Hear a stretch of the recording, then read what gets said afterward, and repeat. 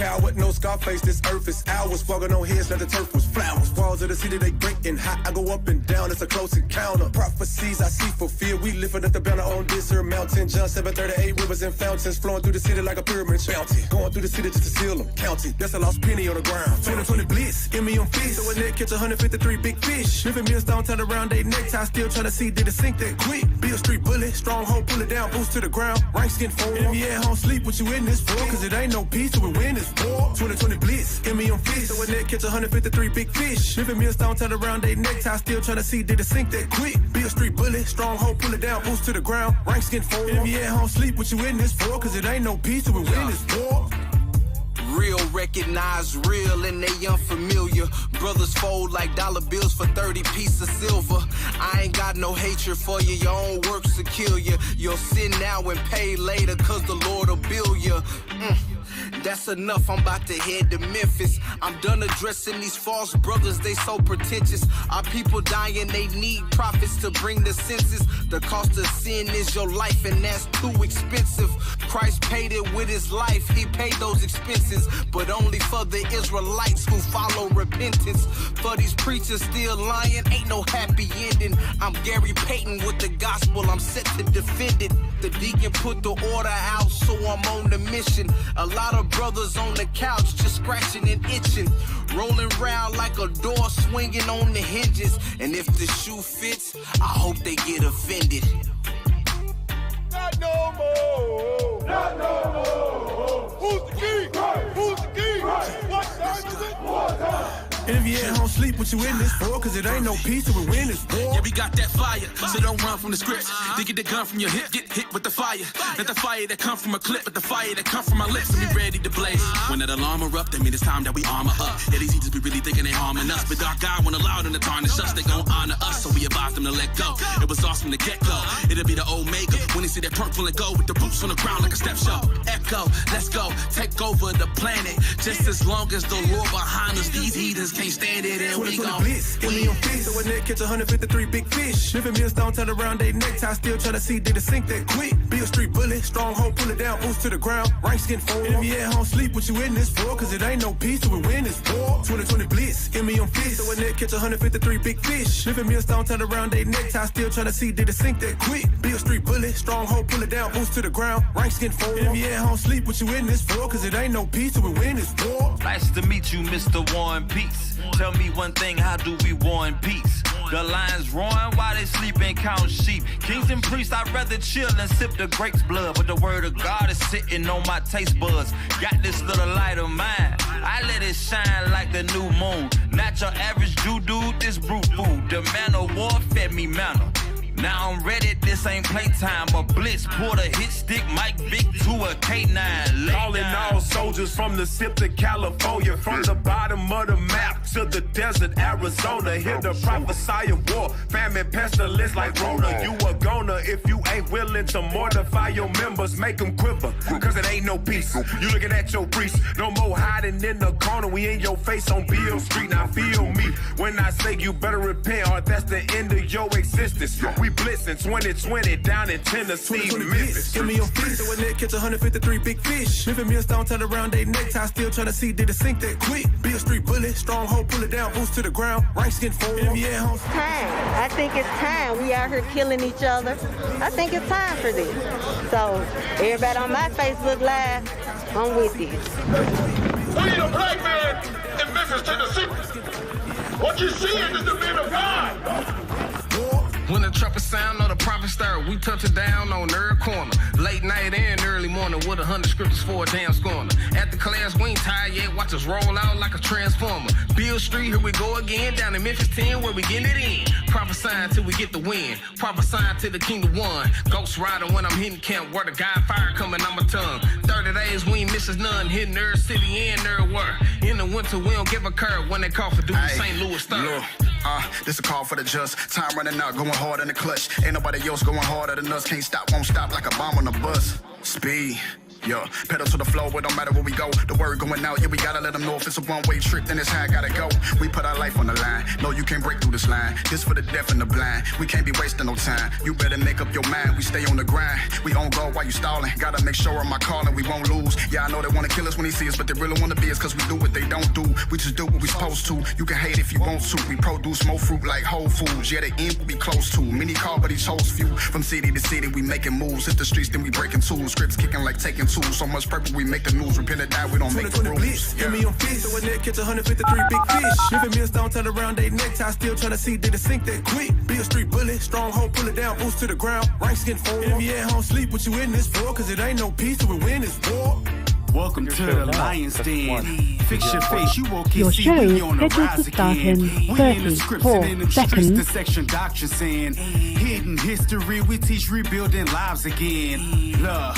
It's hammer time if you ain't know enough. This the book of our fathers, and yeah, we keep it opened up. I like shine like Bruce Lee, Roy, and show enough. Come up to the prophets correct or get cold cut. Cut them cold cuts. So if you at home sleep, what you in this for? See, it ain't no peace till you in this war. 6 tidy dead bodies scattered on the floor. Got Your show will go live in 5 seconds. 4, 3, 2, 1.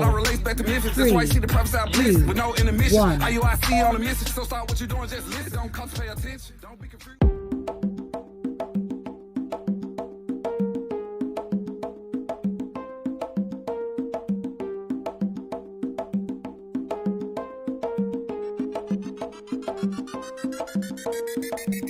Power hour, it's the what? Power hour, it's the who? Power hour, yeah.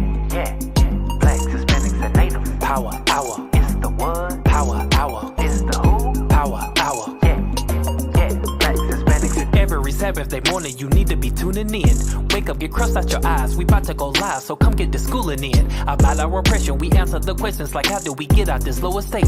We let the scripts prophesy. We bringing the Bible to life so that you relate. The world thinks we're rejects, but that word we reject. Watch and we'll show you.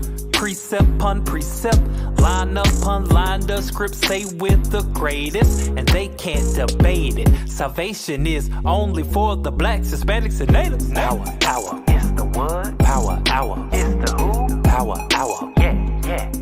Blacks, Hispanics, and natives. Power hour, it's the what? Power hour, it's the who? Power hour, yeah. Blacks, Hispanics, and power hour, it's the what? Power hour, it's the who? Power hour, yeah. Blacks, Hispanics, and natives. Power hour, it's the what? Power hour, it's the who? Power hour, yeah. Blacks, Hispanics, and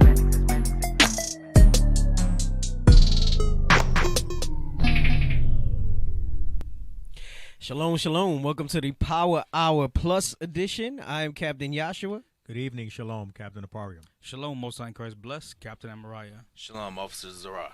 We have Officer Zara with us, visiting from IUIC, Arkansas. That's right. Mm-hmm. Even though it's spelled Arkansas.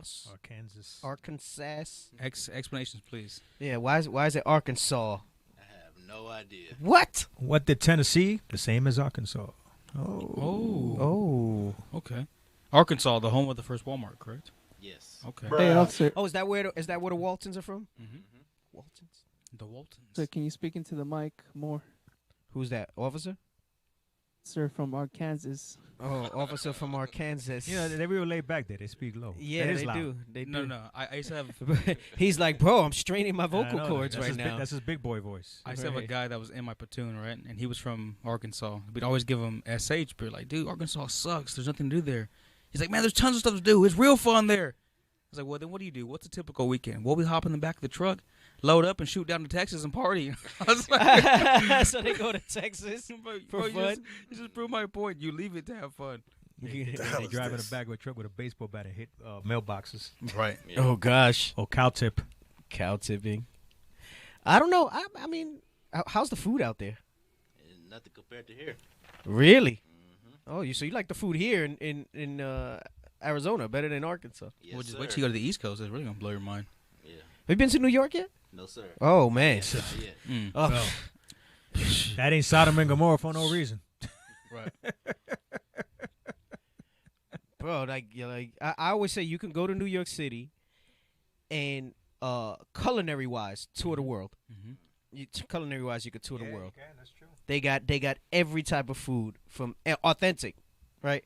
From anywhere in the world. Hey, they even got real Chinese food, like the stuff they eat in China.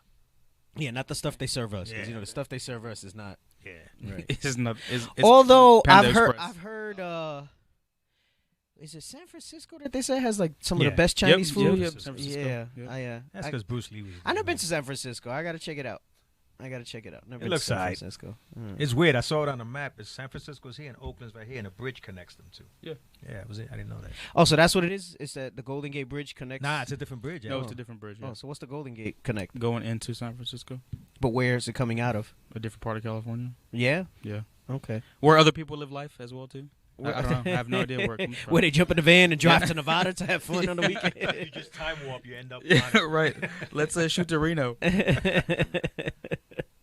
Oh man, well, we're glad to have you on the show. All praises, all praises. I know in Arkansas they speak softly, but Nah. You guys have stoplights there? Yes, sir. Indoor plumbing? Bruh. All right, all praises. Look at that. he said indoor Roads plumbing. are paved. No dirt roads. Gosh, He said roads are paved.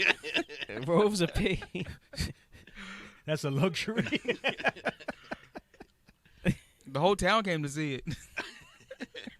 One road paved. Footprints and handprints everywhere. Yeah.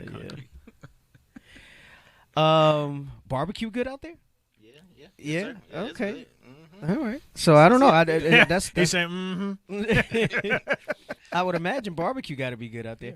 I mean, I don't want to knock Memphis. I'm sure I wasn't. Maybe because it was overhyped. Remember the spot we went to? It wasn't bad. No, it wasn't bad. A lot of flies, man. It just wasn't. It wasn't like, oh my gosh, this is the best. Nah, I wouldn't say it was on my gas. maybe it got to be pork. Like maybe that's for people in the world who do pork. I don't know. Right? Because we had the beef and the chicken stuff and the turkey, right? I don't know. It was good, but I mean nothing like made your toes curl or nothing. It was good, but right, it wasn't like I was thinking because of Maybe because it was more like of a touristy spot since it was right next to the Lorraine. Yeah, but that wasn't that place recommended to us by Yeah, it somebody? was. Yeah. Yeah. Yeah, Rouvain recommended it. Look, like real talk, that restaurant we went to, Hoshire barbecue is better than the restaurant we went to. And it's not to insult Hoshire, but just to let you know, you go to a fancy restaurant and Hoshire cook better barbecue than Could have just paid Hoshire that day. Could just pay Hoshire. Well, I think we had some later that night or something, right? Something like that. Yeah. Or the next day, something like that. Yeah, some beans and stuff. It was good, man. I guess I'm hungry. Down south, more of a dry cook, smoke dry. Okay, all right. All right, yeah, there's different types. So you got Kansas City barbecue, Kansas Memphis City barbecue. barbecue is good. King. I've had Kansas City. Kansas City's king, baby. It's yeah, really good. Kansas City. You like Kansas City? Yeah, they do this big fried. Yeah, they're more turkey. like sweet and tangy with their barbecue, right? Good. Yeah. Kansas City's good. Texas barbecue's good. Got a little kick. Oh, yeah. Bold. Oh, yeah. Bold, like Texas. Like the people from Arkansas when they go to hang out in He said- Texas. Oh man. Anyway, so where do I begin? We still have stuff to speak about from last week, right? And we'll see. So that might take a little secondary thing. I want to stimulate some dialogue about Derek Chauvin being convicted, surprisingly, and even that in and of itself is surprising that we're surprised. Yeah, right. I think we got to spend a little time and deconstruct that because Hey, I had some Jake that I know from around the job. I'll leave it at that. That they were. Did you hear the verdict? They were acting like Obama won, when Obama won. Yo, that's crazy that we've been whittled down to be happy over a 1 in a million shot. right, and I think that's that. I think and you'll see some. I think I saw some stuff there. I don't know if some of the articles I have speaks about it, but that's a testament to how destroyed we are. Not their reaction, but the fact that it would elicit any type of joy that the right thing was done. Yeah, right. Right? Like because if it was a white on white thing or any other race, they would not be rejoicing over it. So it's a testament to how jacked up our condition is that we need to rejoice when finally, seemingly, justice is served. Seemingly. That shows what's wrong because it should not be such a rarity that it causes joy in our people that this Edomite right, who the world ignorantly calls the white man a Caucasian, got convicted for murdering, for suffocating one of our people. What's it say, 9 minutes, 23 seconds? Something like that, yep. 160 pounds on his neck. Man, and I saw some comments. I got to stay away from the comment feeds on these things. With the Esau going in? Hell yeah, bro. That thing had me vexed. He was resisting arrest, so that's why he... Drug addict, handcuffed on the floor, resisting arrest for 9 minutes, 23 seconds. Like, did you watch the video? He didn't resist arrest, not 1 minute. Nope. Okay, was he a little bit agitated? Yeah. Did he say he had anxiety because he's close to fall? Okay. Do they lie? Yeah, but they knew this guy. Right. So they, you know what I'm saying? They worked with each other. And not just that. At what point is him just on the floor, handcuffed, resisting anymore? Yeah, right. Because you see what resisting is. You see what resistance is. So, like, how broadly is resistance defined? You can't resist if you're already cuffed. Right. Because the purpose of the cuffs is to prevent you from resisting. No, so even to that argument, does that deserve death? Esau resists arrest all the time. Right. Yeah, they don't even get the cuffs put on. Right. That's what I'm saying. They will verbally resist the hell out of that They'll arrest. be like, no, I'm not going over there. They're like, sir, please. Yep. Right. Come here. Yep. Right. Come here, or I'll say please again. Mm-hmm. I'm serious. We've seen videos like that. Yeah, I had to stop reading the comments because it was pissing me the hell off. Yeah. Yep. You know, and it's like it just goes to show you the hatred in their heart for us, that it will go down that way. So I'm thinking about this thing, and I said, gosh, this is something like tears got to come down your eyes over this for what should be an obvious, right? Mm-hmm. And we'll read about it a little bit. And then I happened to see that what was that Netflix thing? Them? No, not them. The never little mind. short film. That's Prime. What the hell is it called? I think he's a rapper, that dude, where like he keeps reliving every day and the cop is killing him. Gosh, I had just watched it. It's like two something. Hold on. Two I want to name the name people. because it's good. Like, and it's short. I might watch it again. Hold on, let me see. I heard someone say today. Two Distant Strangers. You were close. Two Distant. Hey, and then it's that dude that played the he played the gangster in Limitless. Mm-hmm. The one that was after him. It's like he's like good at being like he epitomizes what like an evil, hateful white cop would look like. Yeah, Two Distant Strangers. That's what it's called. And I don't want to spoil it for anybody.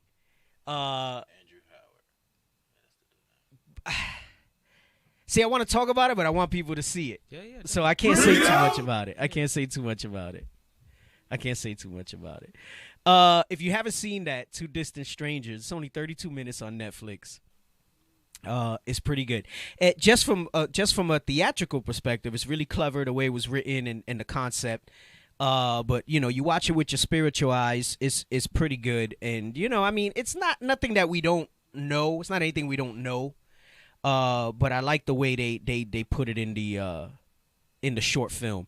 I think it's nominated for an Oscar and stuff too. Like, it's a pretty good concept. Anyway, so at the end of it, he lists a whole bunch of people that were killed by police. Mm-hmm. Surprisingly, there were a few Northern Kingdom names in there. So I was like, okay, all right, they're putting some respect on it. Surprisingly, because they put it. Right. Not because it doesn't happen. No. Exactly. Okay. I'm glad you clarified that. You got to, because I know there's statistics that show that actually more Native Americans and as much Hispanics get killed by cops. Yes. Right. And we don't bring that out for competition's sake. No. But That's there's not a lot of competition people you out wanna there have. that they don't because by design the media does not report on it as much. You would think that so-called Latinos, Northern Kingdom, are not killed and abused by the police as well, and it couldn't be further from the truth. And we spoke about this at length on previous episodes as well. And there's a lot of reasons that go behind it, and one of the primary is that a lot of them won't report these things. I'm talking about Northern Kingdom, and another one is by and large, a lot of them are here illegally, so they're for fear of reprisal.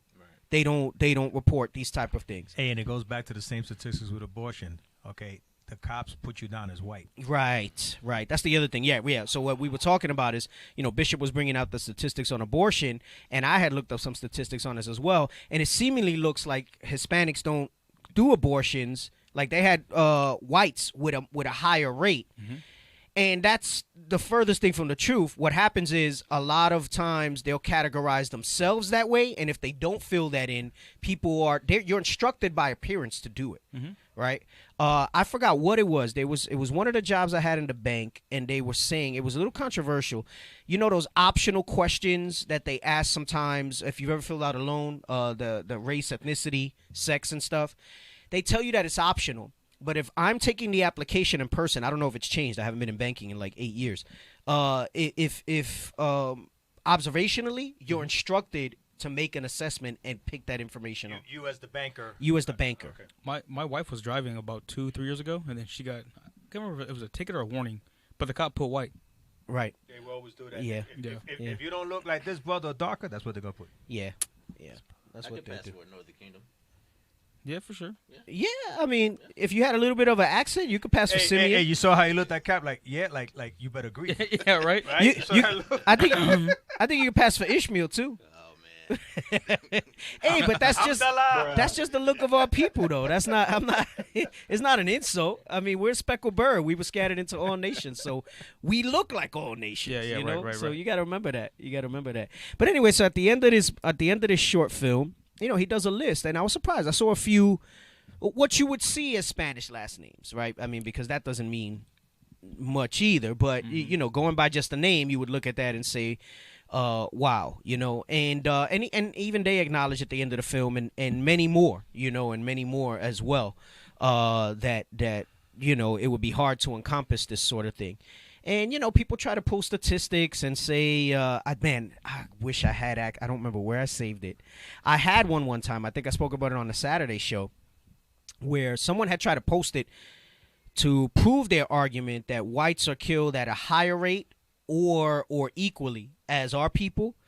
And they read the statistic line wrong. What they actually did was provide me with info that showed that it was a lot higher. It's disproportionate in everything when it comes to our people. Yeah, it's because disproportionate. what is it when it comes to percentages? There's a caveat with percentages. Yeah, because with statistics, there's a lot of different stuff when you're dealing with statistics, and you have the R value and all this other stuff that goes into. I fell asleep a lot in statistics class. I had to take it, but I fell asleep a lot. Yeah. So like when you interpret these type of information, there's a certain way you're supposed to be able to interpret it. So anyway, so you got this you got this conviction that went down, and then there's more details that got to come out. I'm not going to harp on that too much. But then 20 minutes before that, there's another one, young black girl, killed. And there's still stuff that needs to come out. I understand she had a knife and whatever, and so on and so forth. But the overarching issue is this, right? Because people will take that one thing to try to marginalize or make invalid the issue of the way we're policed. And guess what? Sometimes it's our own people who are those policemen. And it goes to show you it's something that's in the police force, because your own people are not really raised like that. Yeah, Very right, rarely right.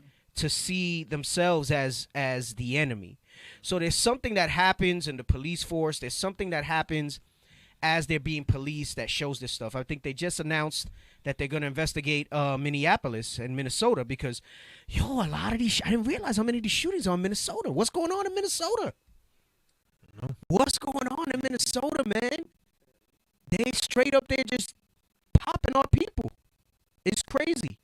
And listen, you look at things and you say there's situations of escalation, but then there's 10 more videos that'll show you how they deal with like a crazy white person with a knife or a gun even, with courtesy and respect, and not as much force and not as much aggression.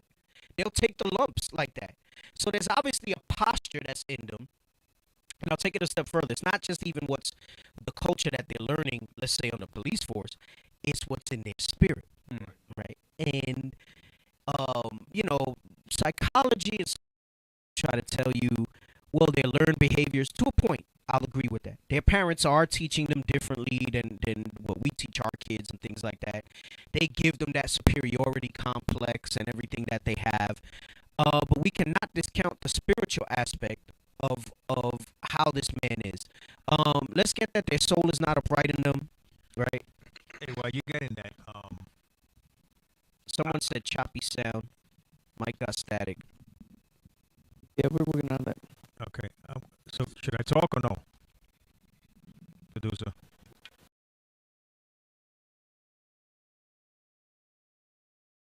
Producer. Should he speak or Go should ahead. we Go wait ahead. until we fix it?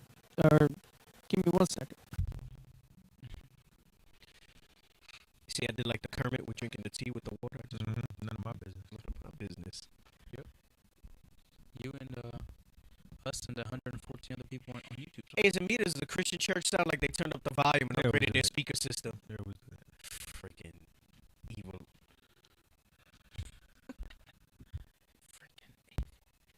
All right, well, we're not trying to give you dead air, but we're trying to fix this, and we don't want to speak and then points are missed. So just bear with us while they Somebody said it sounds like we're in the Matrix. Someone today said, "This is why we went out, and this is why we voted right here." Talking about the conviction. Jake. Oh my God. I was like, nigga.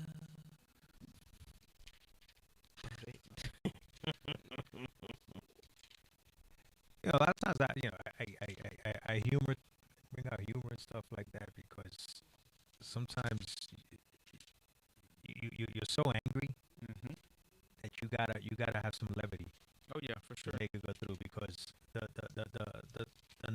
nonsensical nonsense that our people bring out is I mean it really our people are adult babies. If that makes sense. Right, right. You know, again, I'll never forget. Bishop brought this out years ago when I went with him on a visit to Dallas. This is when I was still in New York, and he did a radio show out there. And his topic of the show was how the Black and Hispanic man are able to mature physically, but not emotionally and not mentally. Yep. They keep us like big babies, basically. What you're saying. We're big freaking babies, man. We're a huge adult daycare, and Esau understands that. They understood what the Willie Lynch letter, what the stuff. I wanted to say real quick, he said the sound is better, is that what happens is, and I'm going to speak only for New York City. Again, this is not negating what the scripture we're going to bring on now because this is very much the main reason why, but this is an ancillary reason. Is a lot of these Edomite cops, they live in what we call Cupcake Island. They live in their bubble. And when they come to the city, they're policing predominantly us, blacks, Hispanics. So they already come with a stereotype up there based on A, what their parents taught them growing up about us, and B, the bubble that they live in because they only see themselves. And with a little sprinkling of Jake that, they think they're Esau and want to live up there. So when they come down to the city, and I'm speaking, and y'all know what I'm saying, okay? They already coming with that stigma that we're animals, that we're lowlives, and that we're nothing, okay? And that's a lot of the stuff that I saw throughout my career was a big, big issue. How can you police a neighborhood, a community, if you cannot relate to them? There's no academy in the world. There's no degrees on criminal justice in the world that is going to keep the human fact, that's going to teach you the human factor of it. But again, this scripture supersedes all of that. It's like I said, this is an ancillary fact to this scripture here, because at the end of the day, this is what the scripture. Right. That's what it's all about. this is really the why behind why they'll never relate to us. Now there's no sound I'm hearing. That's a new one. Yeah. Are we still there? Do you guys have us? We should be good. We're managed. You might. It might be an old message. No, You on it's a Facebook? text I just got. Oh, on text. Yeah. You guys can still hear us? Yeah, can some of you just respond if you Put can a hear thumb us? or something. Yeah, thumbs up or whatever. Maybe it's the We Christian hear you? church. Okay. All right. We good. Okay. All right. All right. So someone said the mic is not upright. When I said his soul's not upright in him. I hear that. Whoever said that. That's funny. Snap! I just saw that. Nah, it's annoying. I feel you. Right. So listen, it really stems from that. There's the spiritual aspect, right? So that's really they're never gonna relate to us because they hate us. Like it's in their bones to hate us, right? And listen, this is one that's brought out a lot in general in Israel, but it's necessary, right? And we bring it out a lot on the show when we deal with topics like this. Yeah, bring this out. The book of Habakkuk, chapter 2, verse 4. His soul, which is lifted up, is not upright in him. Right. So his soul is not upright in him. You have to understand that. And I thought about that when I was looking at Two Distant Strangers, right? And like I said, you got to wait till towards the end till you really because you're going to watch it. It's going to make you think like, oh, look, they're getting along. They're relating. There's a part where you're going to be like, they're getting along. They're relating. And then he shows you how his soul is not upright in him. If y'all seen it, you know what I'm talking about. So you probably know what part. It's 32 minutes, and that includes credits. So it's not long. So y'all should peep it really quick. What else on there?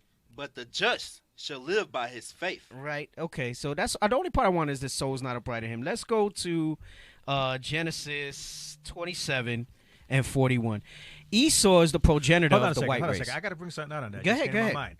Okay, read it one more time. Go ahead. Read it one more time. It just came to me, and it was something that you mentioned earlier. Read that again. The book of Habakkuk, chapter 2, verse 4. Behold, his soul which is lifted up is not upright in him. All right, here's we know that's Esau, right? His soul that is lifted up is not right in him. Check it out. Which is lifted up is not upright in him, but the just shall live by his faith. The just shall live by voting? Right. By voting? Okay. By voting? No, sir. Okay. By getting into politics? By seeing issues and just talking about them? Negativo, Chivo. What does it say?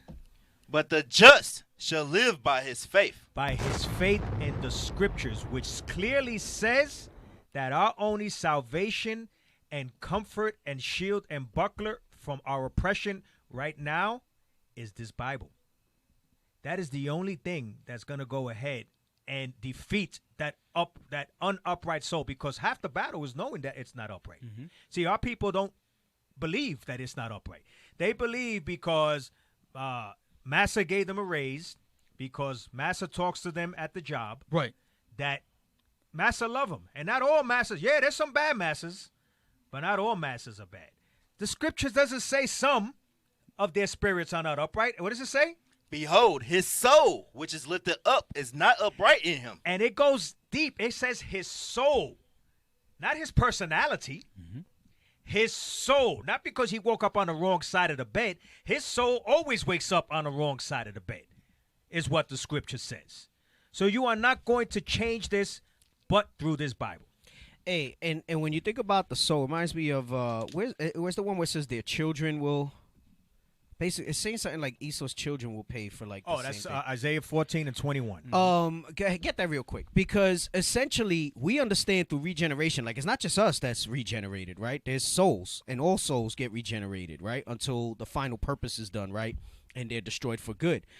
That means no matter what iteration of that individual is here, no matter what time in history that he comes, whether it's a time of peace and love, whether it's a time of this, whether he had different parents that didn't teach him this stuff, he will invariably become that thing that he's supposed to be. You know why that's important, what you just said, Cap? It's important because that's the mentality of our people, right? Oh, but that was then.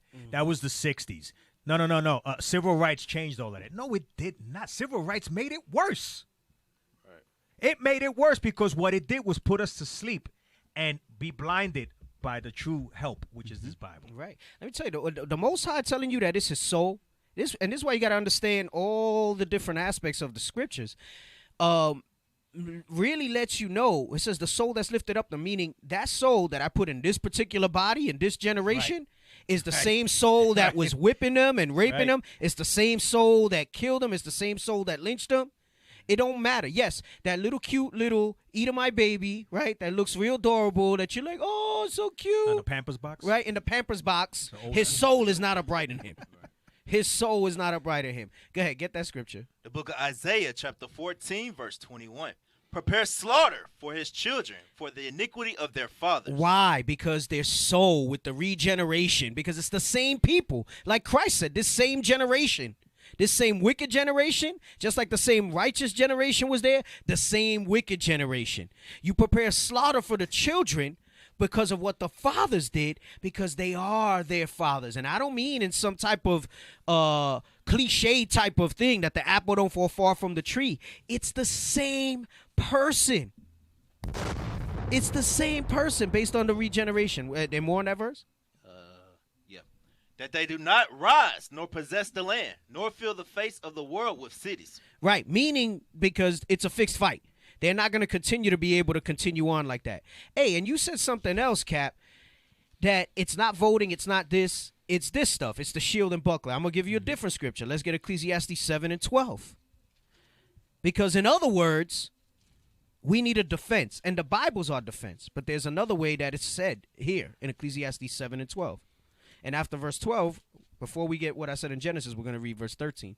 So Ecclesiastes 7 and 12. The book of Ecclesiastes, chapter 7, verse 12. For wisdom is a defense. Wisdom is a defense. That's basically what Cap was saying. Not voting, not rallying, not getting in politics. The wisdom of this, because the only wisdom, when you're reading in the Bible, that's wisdom, is the wisdom of these scriptures. It says wisdom is that defense. Wisdom will keep you from this rejoicing over this guy getting convicted. Put your defensive down and say, oh, we've seen some change. That's part of the illusion of inclusion that we spoke about with that definition. Can you pull that definition up for the illusion of inclusion? I want that first line. Hey, while he's getting that real quick, if you believe in regeneration, which we know is true, and we come back, right? We meaning the Israelites. You think those evil spirits ain't going to come back with them? Yeah, right. We came back evil, did we not? Yep. Until we learned this truth again, right? So they're not going to come back again? Come on, man. Right. So it says here, we read this last week. We're not done with this. We're going to come back and read the whole verse. It says, the illusion of inclusion has been defined as the sometimes subtle ways. And I would say sometimes not so subtle, with something like what just happened yesterday. The sometimes subtle ways that the standards can appear to adequately address race while at the same time marginalizing it. That's the statement that we started the show with.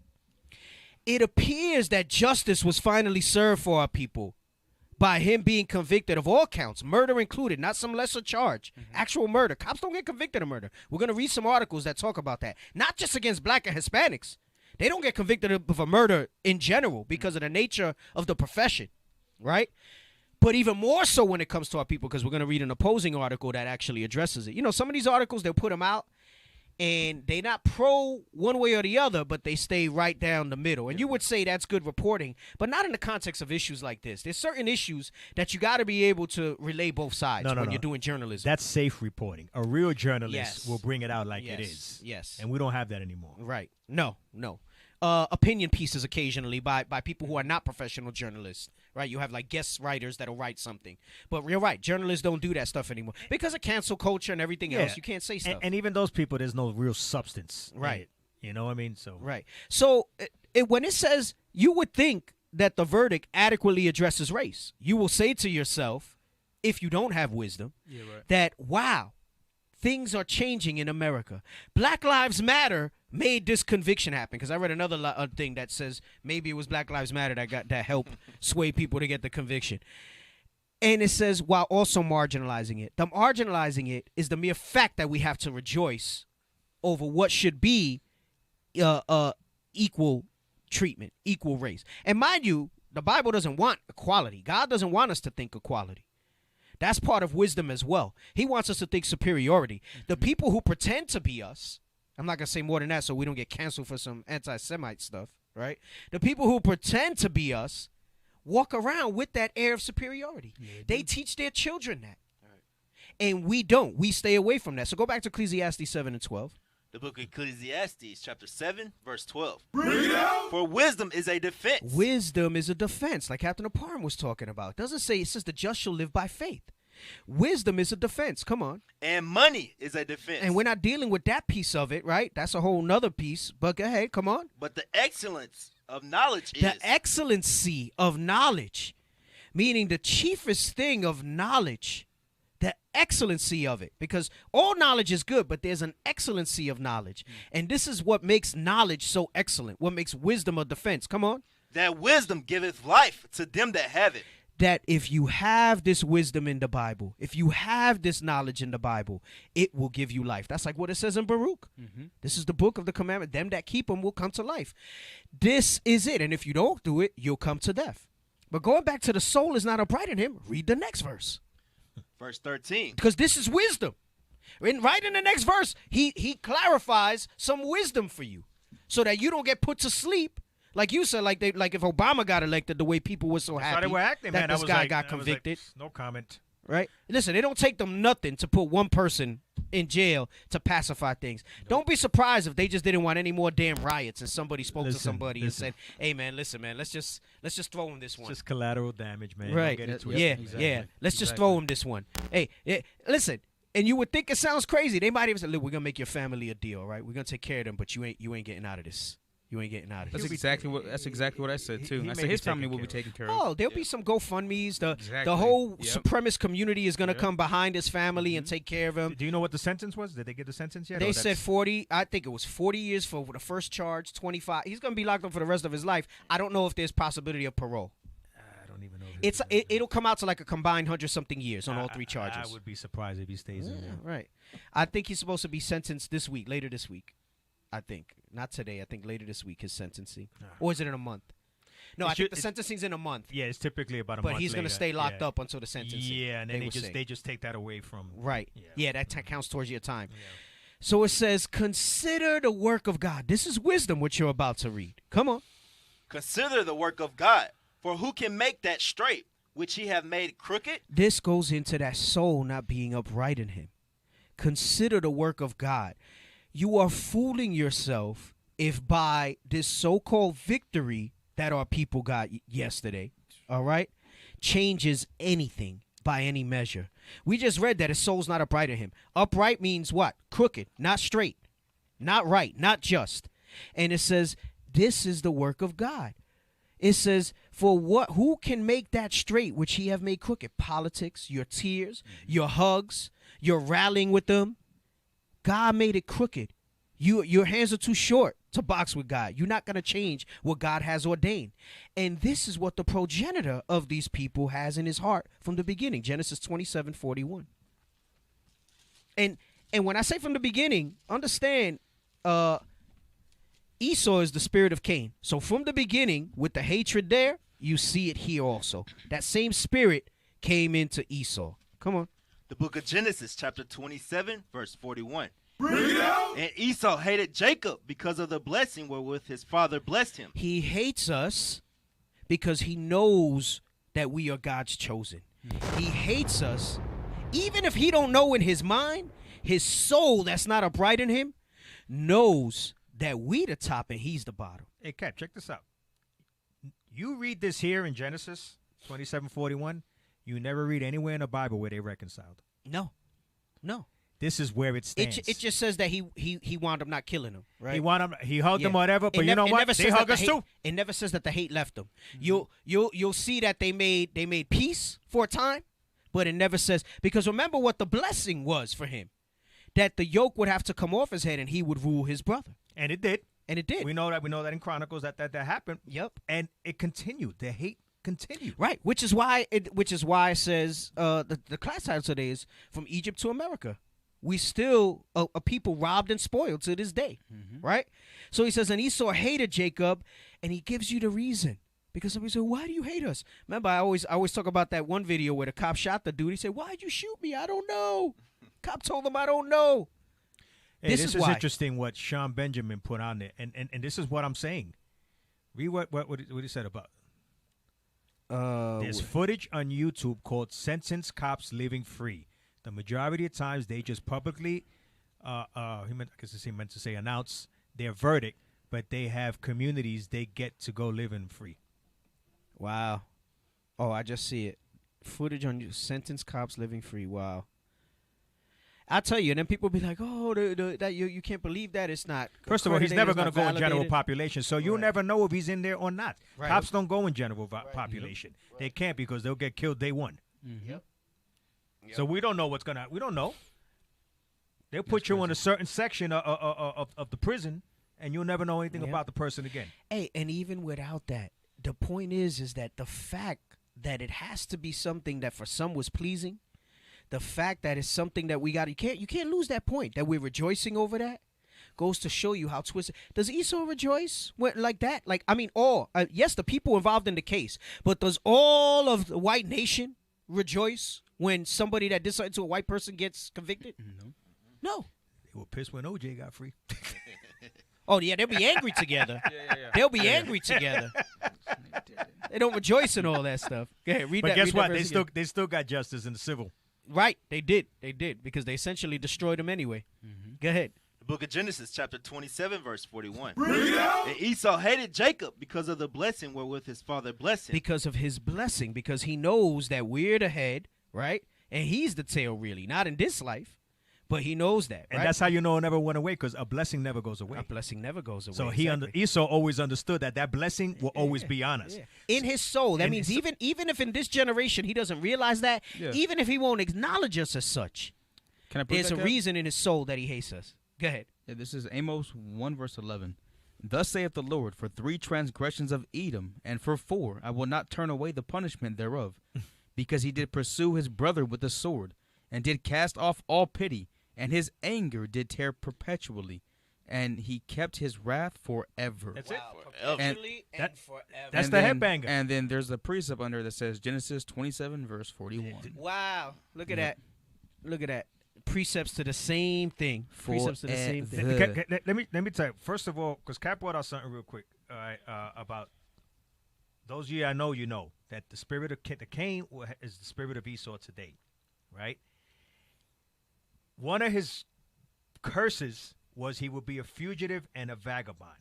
The same way they have that hate, their spirit is not upright in them. The scripture that Cap just brought out, that's the same way they are fugitive and vagabonds. They know that. They know that they have to take things by force. That nothing. See, this is real deep, man. This whole thing goes deep. In their soul, in our soul, we knew something wasn't right before we repented, right? We know something ain't right. In their soul, they know that things are out of course too. And they know their time is short. That's why Revelations 12 says that old serpent, Satan, okay? And he's wroth, and when you read Revelation 12:17, because he sees that his time of ruling is done. Very soon, it is done. This rabbit hole is deep, man. Hey, I've seen some, like, in different situations in camp or whatever, and they'll be like, well, why should we don't envy you. Why should we envy you? You guys are in squalor. You guys are like this, whatever. But deep down, they do. And it's because of that blessing. Their soul knows it. If their mind doesn't, their soul does.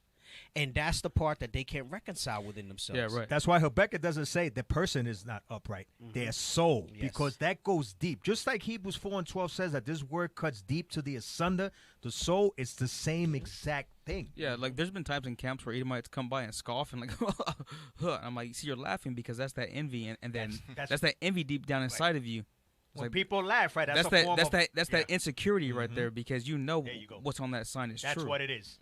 That's what it's a deflection. Right. Hey, there's somewhere they'll try to come and give you a hug. They'll try to kiss your boots, all that other stuff. Bro, none of that stuff should faze you whatsoever. Hey, just like you don't like the videos when they talk about how they Esau, right? It's the same thing. So what? People get fooled by that is my point. We already cleared it. Right? People get fooled. Let's just press toward the mark. People. He went. He didn't even do it like Power. He went. It's just my thing is it's unnecessary for someone that's an officer to share it in the officer chat. That's all I'm saying. Bro. You know what I'm saying? Like, all right, but we'll we all digress. know. We'll digress. Right. We'll digress. I get you. Go ahead. Read verse 41 again. And Esau hated Jacob because of the blessing wherewith his father blessed him. And Esau said in his heart, the days of mourning for my father are at hand. Then will I slay my brother Jacob. Right. And when he says it's in his heart, it means it's in his spirit. It means that he might not say it outwardly, but in his spirit, that's his mindset. I will slay my brother Jacob. Come on, read on. And these words of Esau, her elder son, were told to Rebekah, and she sent and called Jacob, her younger son, and said unto him, Behold, thy brother Esau, as touching thee, doth comfort himself, purposing to kill thee. So 2 things you got to get out of here, right? 2 things. The first is that last line. It says Esau, who is the progenitor of the white man, right? That means that spirit of hatred is in all his seed to this day. Says he comforts himself by purposing to kill us. They comfort themselves. That's heavy right there. By that is, you know how like that's a banger. You know, like if you have I get heartburn, so I take Tums or I take some Pepto, and it comforts me. It takes my heartburn away. Their comfort when they're uncomfortable is to kill one of us. That's crazy. Is to kill our people. We are killed all the day long, right? Or to rejoice when we're killed. Right. They rejoice when they kill. Let me show you the second thing here. It said that the last line in 41 where he says he said in his heart, meaning he did not speak it out loud. And it said these words of Esau, her elder son, were told to Rebekah. Letting you know that the Most High, right? That wasn't, she didn't hear it from him. That means the Most High sent them words into her to say, hey, your son wants to do this thing. He's doing that same thing today in an analogous way by us with that wisdom as a defense, bringing out the scripture. Never trust your enemy. Stop rejoicing over these things. Stop looking at that stuff. The Most High is trying to talk to you, black and Hispanic man, to let you know and show you who your enemies are today. Let me tell you something. Part of this walk, for those of you that still got a Christian mindset, is to accept and acknowledge that you have enemies and who those enemies are. Right. Who those enemies are. Because you cannot sit here and profess Israel and profess keeping the commandments and not realize that there are enemies there. Because then you're just being a Christian. You're just modifying this truth to be a Christian. I was just going to say, you can't even sit in Christianity and believe that you have no enemies. Right. You can't, because all over the Bible says we have enemies. Number one. Number two, the scripture says he says in his heart. We know according to Mark 7:21, that's the mind, right? Yep. If something's always on your mind, that means that person, that Edomite sitting next to you, having lunch, next to your cubicle, in the board meeting, in the company meeting, in their mind, they're looking at you with hatred. Yep. And they may not even say, damn, why do I hate this person? You know what I'm saying? That's real heavy that you brought out that thing, because what the mind of man can perceive and conceive, it will achieve, and that's what they've done. Right. That was good. Right. That was good.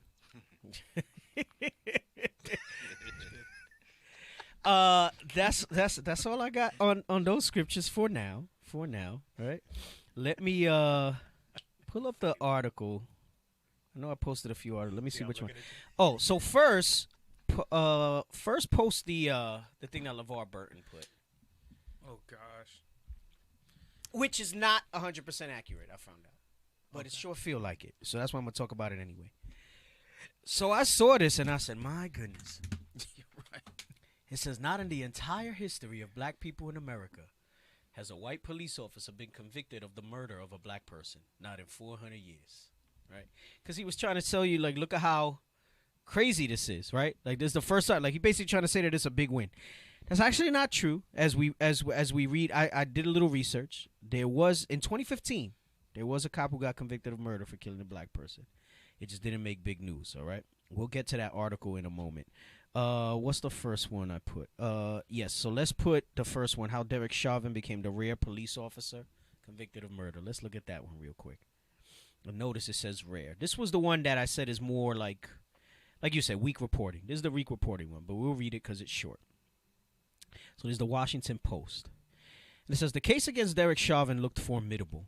Video footage captured him with his knee pressed against George Floyd's neck for more than 9 minutes. Former Minneapolis police colleagues testified against Chauvin. Medical experts convincingly tied Floyd's death to Chauvin's use of force. But legal experts said Chauvin had one big factor in his favor. He was a police officer, and that meant prosecutors faced long odds. In the end, they overcame those odds. Chauvin was found guilty on all counts Tuesday, becoming the rare police officer convicted of murder for killing someone while on duty. That outcome, experts said, was due to an overwhelming case presented by prosecutors who sought to fully sever Chauvin from policing.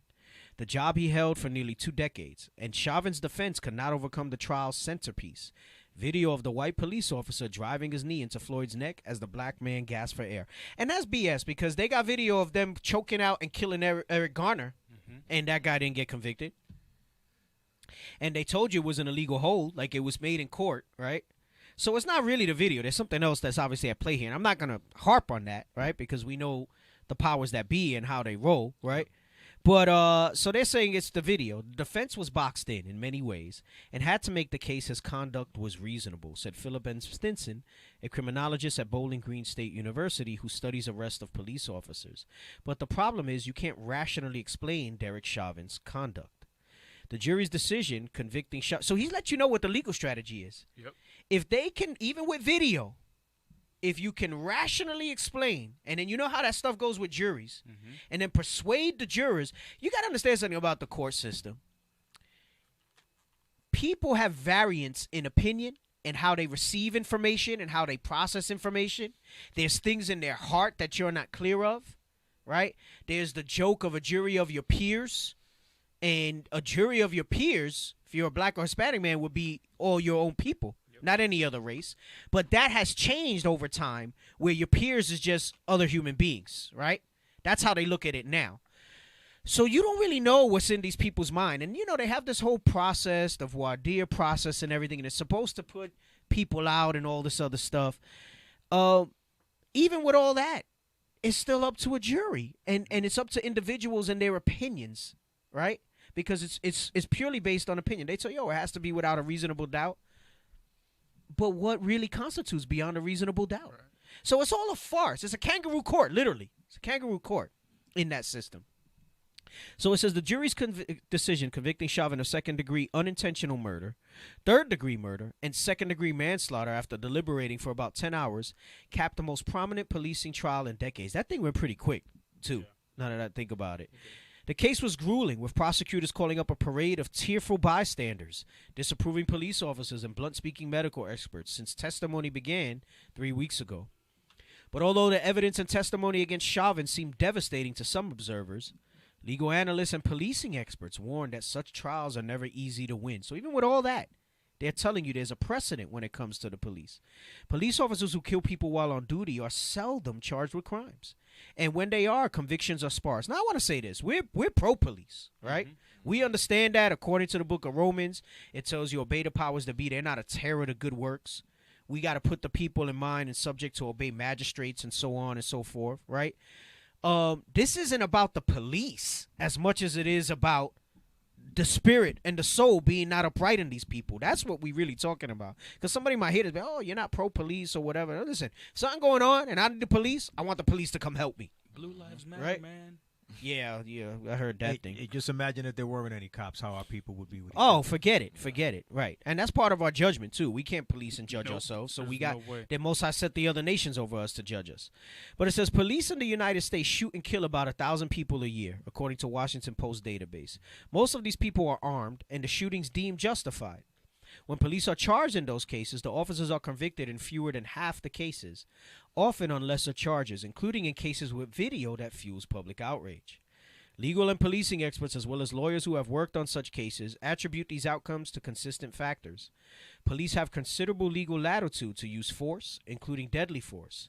When accused of murder, they can point to their training, saying they followed it when using force, and in court, judges and juries trust them. And here's the thing that you got to realize. I think I had brought this out when we were doing another show, I think, and somehow we were talking about white supremacy. White supremacist goal and those white supremacist groups, their first target is to infiltrate police forces.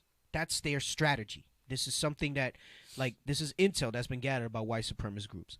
Their strategy is to infiltrate police forces. So I'm not saying all cops are white supremacists. But understand that there is a strategy at these levels to infiltrate. And they've gone further because they've infiltrated Congress and everything else. Their goal is to infiltrate police forces because they know this, what we just read here. Because rightly so, they probably should have some latitude, or else they'd be afraid to police, right? So they got to be able to do certain things. What you have to understand as we read this stuff, and the reason I'm reading this one first before I read the opinion piece, is Captain Aparim worded it when he was talking about New York. They cannot relate to us. They're not in the same. It's a different spirit. It's a different culture. It's a different thing. So we are aggressively policed. I've been sitting on it for a while. I say that I have some articles. It's a series of a former police officer. I think he's now in some sort of legal thing. And he wrote and he's done research that shows that black and Hispanic communities are, by and large, policed very different. Mm-hmm. They are taught to be policed different. Their experience is taught to police it different. That's for maybe some future shows, Lord's Will Life Lasts. So it says, oftentimes what we see in these cases is one or two jurors will be very reluctant to convict an officer. They just aren't willing to judge a police officer for their on-duty acts of violence. Even the gripping video of Floyd pinned down that spurred a global outcry and was replayed in court would not necessarily be enough to sway a jury, Stinson said. We've seen with other cases there has been damning video evidence, and the prosecution has struggled to get a conviction, he said. This was not a slam dunk for the prosecution. I think they were well aware it was going to be a difficult case. Chauvin's defense attempted to appeal to at least some of the factors that have benefited officers in other cases. Eric Nelson, the former officer's defense attorney, said during his closing argument that in his encounter with Floyd, Chauvin was following his police training and acting as any reasonable officer would have in his position. That defense comes from the Supreme Court's 1989 Graham v. Connor decision, which says an officer's actions must be judged against what a reasonable officer would do in the same situation. This argument has been crucial in many cases when police are charged over their use of force, experts say. But the argument that Chauvin followed his training and did what a reasonable officer might do were undercut by the multiple Minneapolis police officials, including Chief Medaria Arredondo, who said the former officer had violated police training and ethos, said Christopher Slobogan, a law professor at Vanderbilt University. They threw him to the dogs, basically. Mm-hmm. They said, okay, the prosecution did a great job because they put officer after officer on the stand to show that, actually, a reasonable cop would not have acted the way Chauvin did. Slobogan said that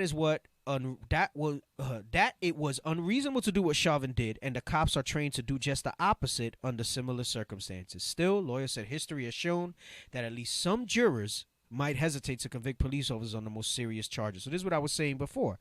Even with all that, there's jurors that won't do it. These jurors, they say, recognize that policing can be dangerous and that officers might have to make split-second decisions in dangerous circumstances. Some legal experts and attorneys thought Chauvin's strong defense strategy heading into the trial might be to appeal to any jurors reluctant to convict police, seeking to sway their votes, deadlock the jury, and force a mistrial. So you see, it's not real justice. It's all strategy. Listen, all you have to do is try to deadlock a jury and force a mistrial, and you're off the hook. If you're white, because that stuff don't work a lot when it comes to our people. Prosecutors appear to acknowledge this possibility in their closing remarks, recognizing that it might be difficult for some jurors to vote to convict a police officer. It may be hard for many of you to imagine a police officer doing something like this, Prosecutor Steve Schlaker said during closing arguments. Imagining a police officer committing a crime might be the most difficult thing you have to set aside, because that's just not the way we think of police officers. We trust the police. But Schleicher said that is not a prosecution of the police. Instead, he said what Chauvin did was not policing. I don't need to read the rest of that one. Let me get the other one.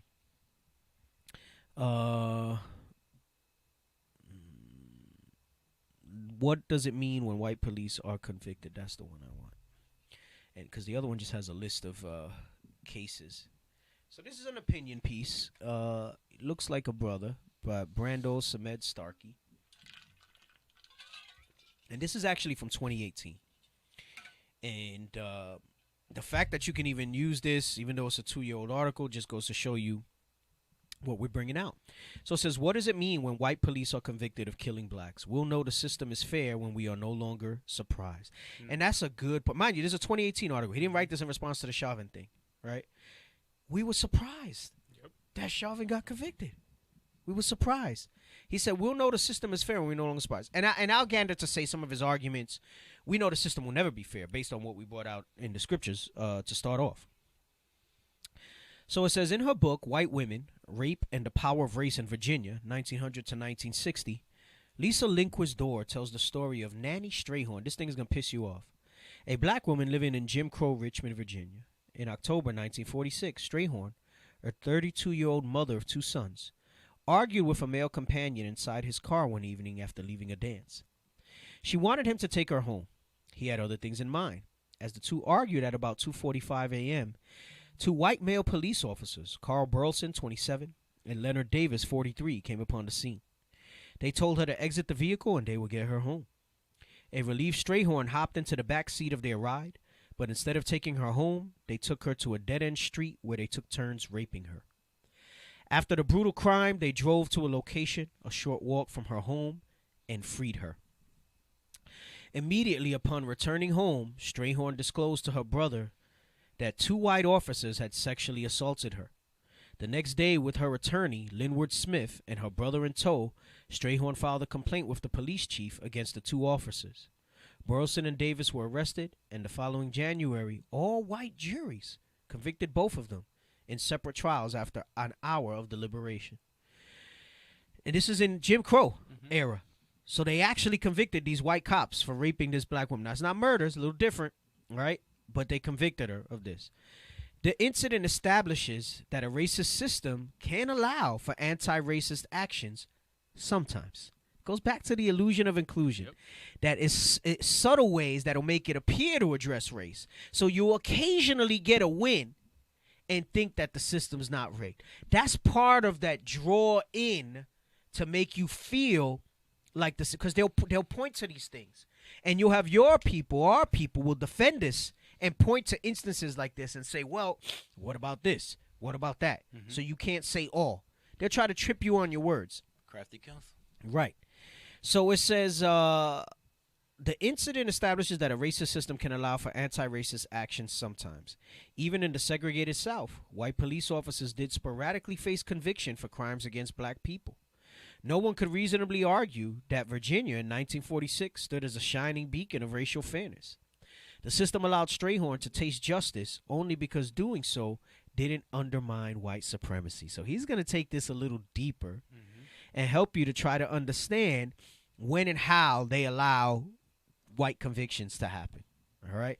He says the Strayhorn case where she was raped, it didn't undermine their white supremacy. So this is why they were able to convict. And he's going to explain it. America occasionally extends justice to black people. Occasionally. Occasionally.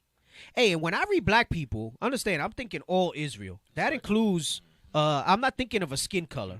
I'm thinking of just a proverb and a byword that they've subscribed to our people. All right? America occasionally extends justice to black people who are victims of police brutality because extending that justice in a few instances keeps intact the racially oppressive nature of the system. So he's telling you that it actually helps the system stay intact rather than break it down. In fact, granting infrequent justice enables stewards of the system to exalt its supposed impartiality. This is what I was saying earlier. So they'll point to it and say, "Well, see, it's not partial. It's impartial because this one got convicted, that one got convicted, this one." And then, like I said, if you just look at the end of that movie, Two Distant Strangers, and that's not even the whole list, right? And if we have time, we'll read the other article, and he highlights some cases there. So he says the black population of Richmond who complained of police barbarism could be silenced with the story of Nanny Strayhorn. The stewards of the system could say, "We did right by her because she was an actual victim." That other claims of brutality went unatoned only proves that nothing really happened. So it marginalizes. That goes back to that definition of the illusion of inclusion. It appears to adequately address race, but it actually marginalizes it. Because now they say, well, oh, she got convicted because that was legitimate. That was legitimate. So then talk to me about Breonna Taylor. Talk to me about Fernando Castillo. Talk about Tamir Rice. Talk about Tamir Rice. He was just out there playing with his toy gun.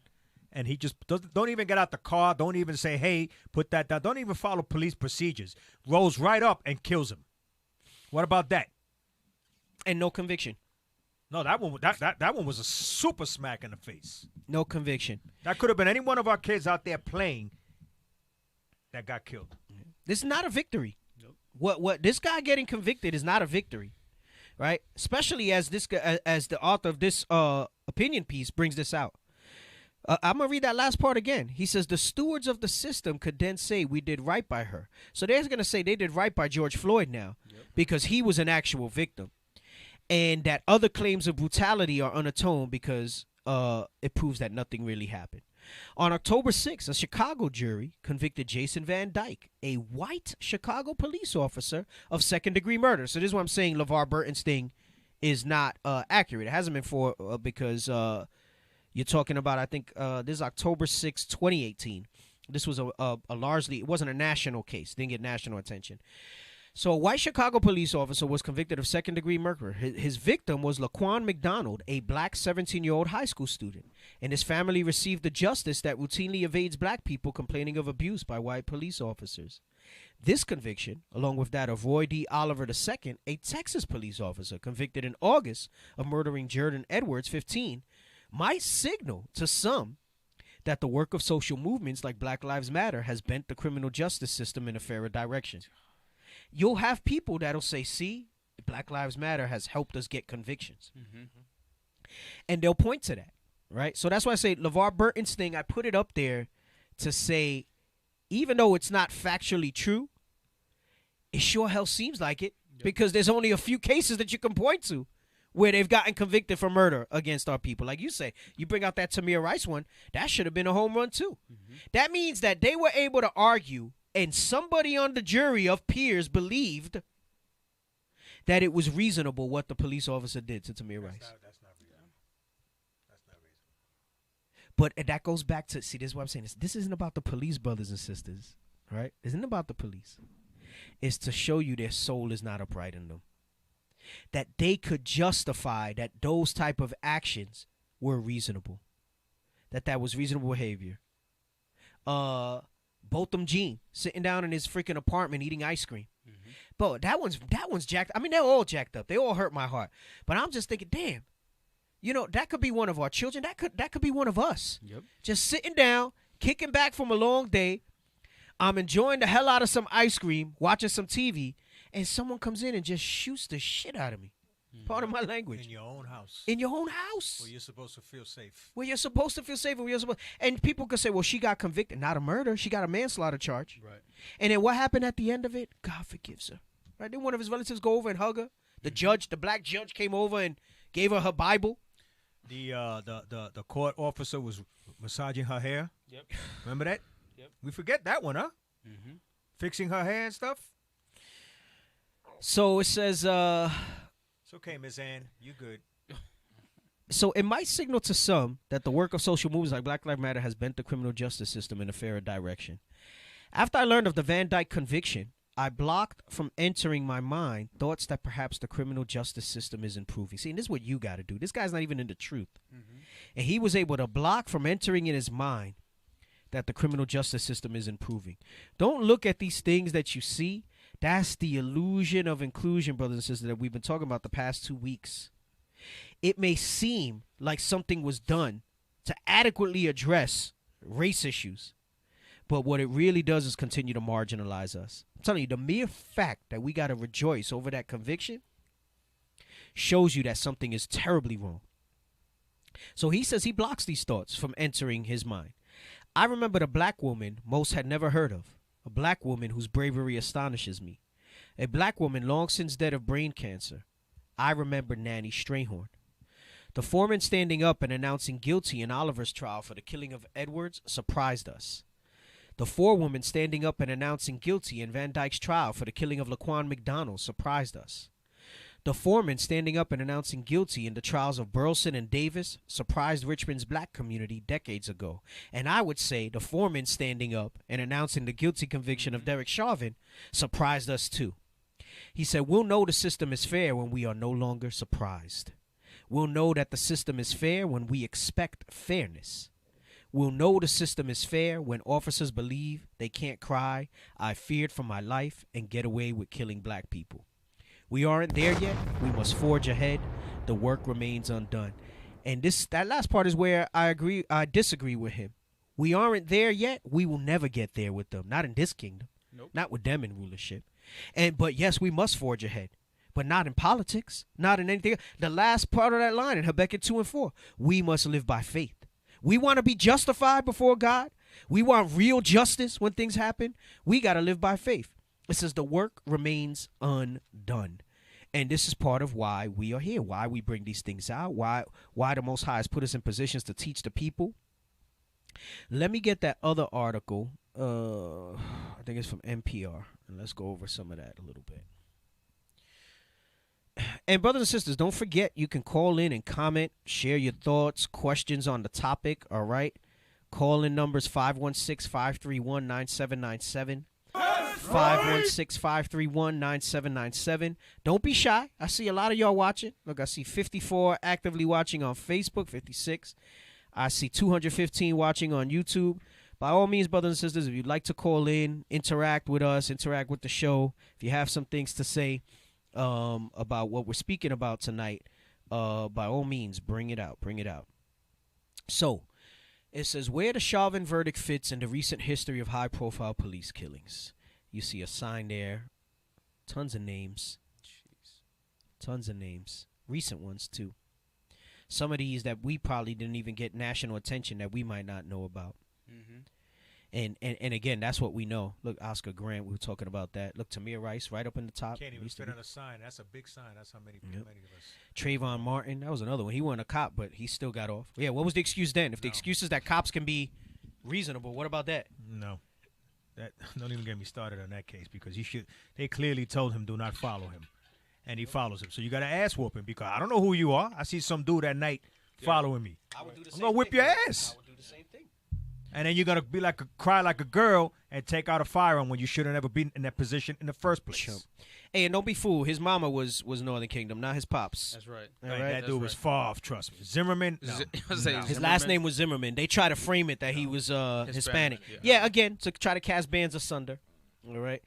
So it says, after only about 10 hours of deliberation, a jury has found former Minneapolis police officer Derek Chauvin guilty on all counts in the murder of George Floyd. An outcome Floyd's civil legal team called painfully earned justice in a statement released after the verdict was announced. The trial's outcome was highly anticipated and the guilty verdict not necessarily guaranteed.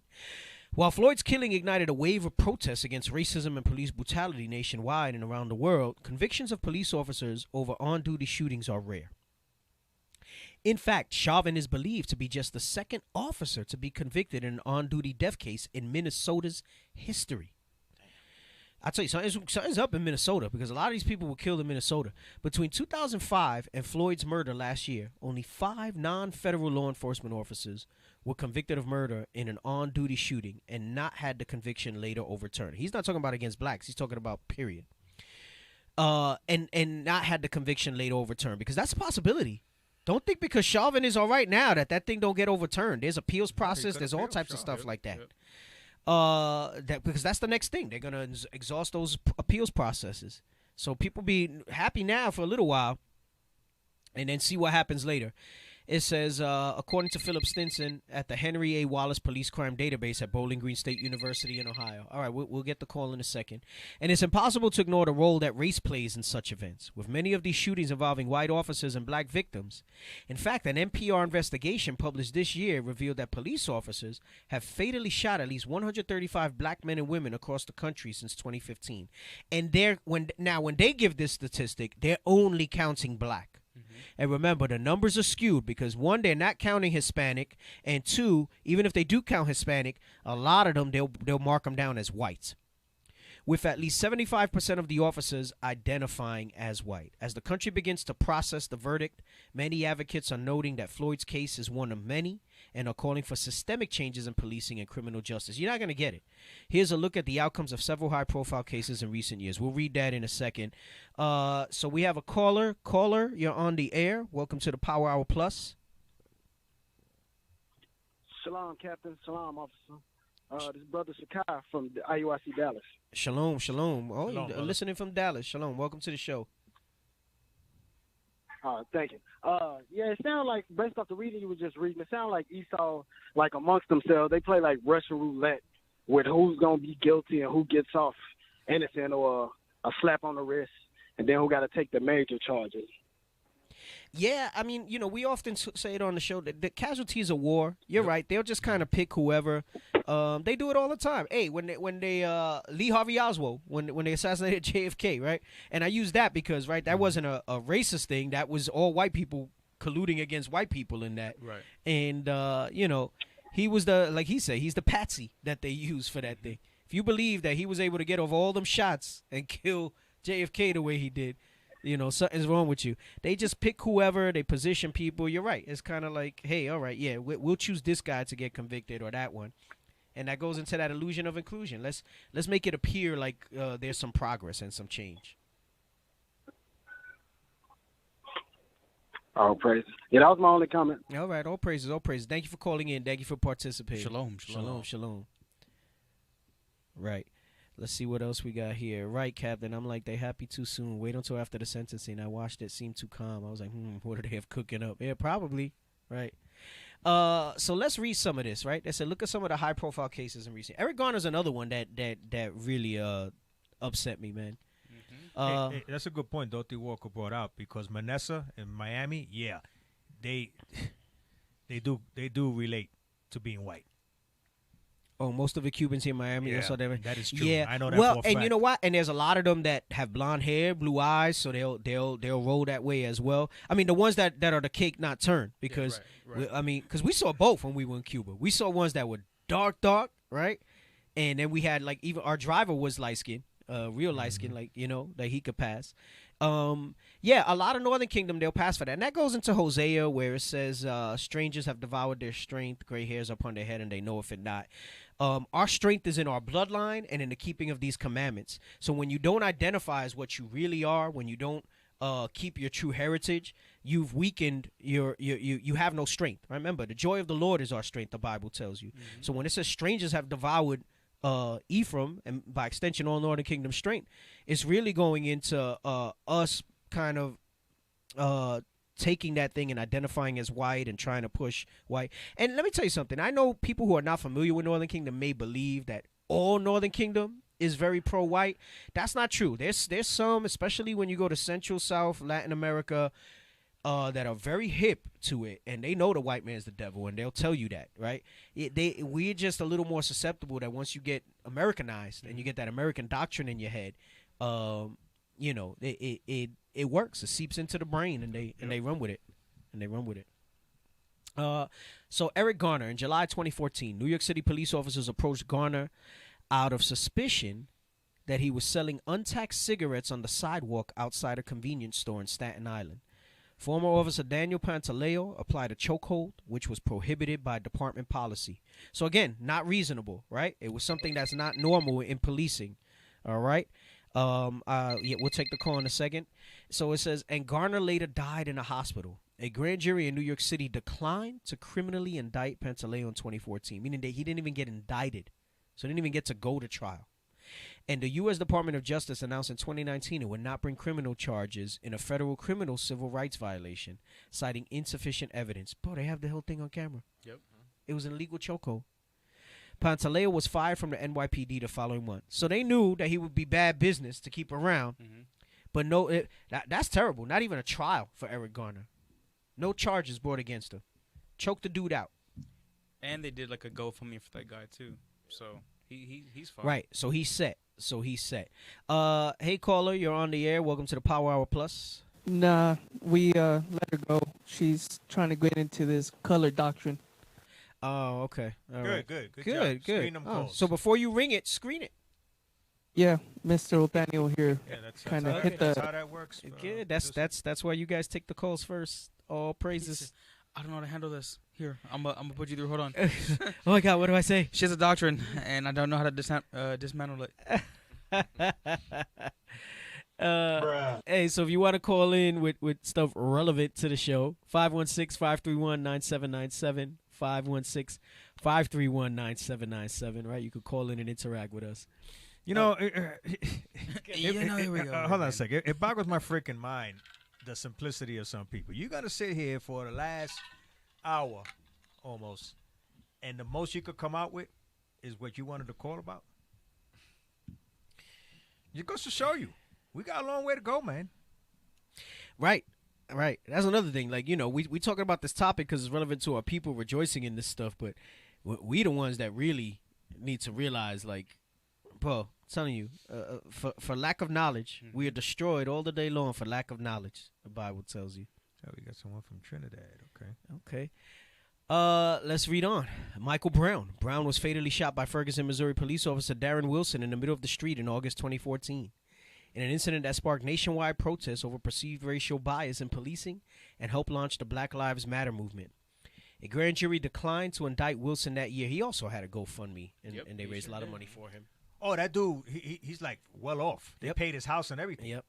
A grand jury declined to indict Wilson that year, and the U.S. Department of Justice did not bring criminal charges against him in 2015, but found in a review that Ferguson's police department engaged in a pattern of unconstitutional policing. The prosecutor for St. Louis County reopened the case, but announced last year that his office would not bring charges against Wilson, citing a lack of concrete evidence. That seems to be the MO when they don't charge, lack of concrete evidence. Wait, so it wasn't that there was evidence to prove that the officer was in the right. Their scapegoat is lack of concrete evidence. Yes. Bruh. Y'all see? Yes. Y'all see where? Had nothing to do with that. So that leaves it ambiguous to the fact that, yeah, there was some doubt that he handled it the wrong way, but it's not enough doubt for us to open up a trial again. Hey, so that means that this case was that the justice was not served. No. Again, you got to think that illusion of inclusion. Sometimes we think the illusion of inclusion, and we think it's just that they'll make us CEOs, that they'll let us be athletes. Their crafty counsel is subtle. There's so much deepness to it. We the ones that don't really address that thing the right way, and we don't look at these little nuances in this stuff. And that's for both of them. That's for both cases, saying they're lacking insufficient evidence. Laquan McDonald, Chicago police officer Jason Van Dyke, we read about this in the other article, was found guilty of second-degree murder in the October 2014 shooting death of McDonald, a black teenager. The jury also found him guilty of 16 counts of aggravated battery with a firearm and acquitted him on 1 count of official misconduct. It took the jury about 8 hours to reach a verdict in the 2018 trial, marking the first time in decades that a Chicago police officer was convicted of murder for an on-duty death, right? So you had 2 no trials, and here's a little bone. Walter Scott in April 2015. That's the one right here. Michael Slager, then a police officer in North Charleston, South Carolina, pulled over Scott, a black man, This is the one right here. because of a broken brake light on his Mercedes-Benz.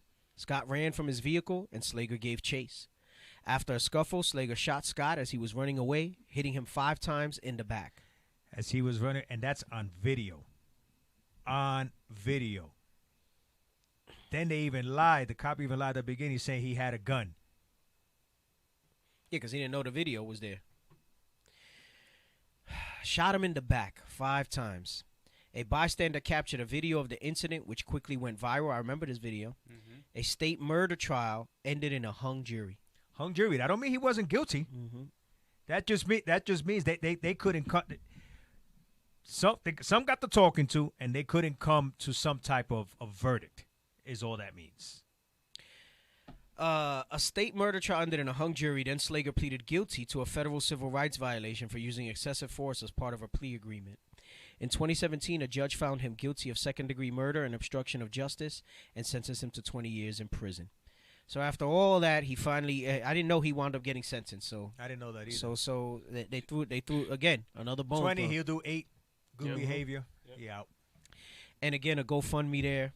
So he'll come out with some money. 2 gas stations. So, Samuel Du Bois. Ray Tensing, a white University of Cincinnati police officer, killed Du Bois during a traffic stop in July 2015. He had pulled Du Bois over for missing a front license plate and later said he shot him because he was being dragged by Du Bois' car. Body camera video showed the car slowly rolling off as Tensing questioned Du Bois before the officer shot the black man in the head. So meaning he was not being pulled. He was driving off and he chose to shot him. I saw that video too. Tensing's first trial in 2016 ended with the jury unable to reach a unanimous verdict on murder and manslaughter charges.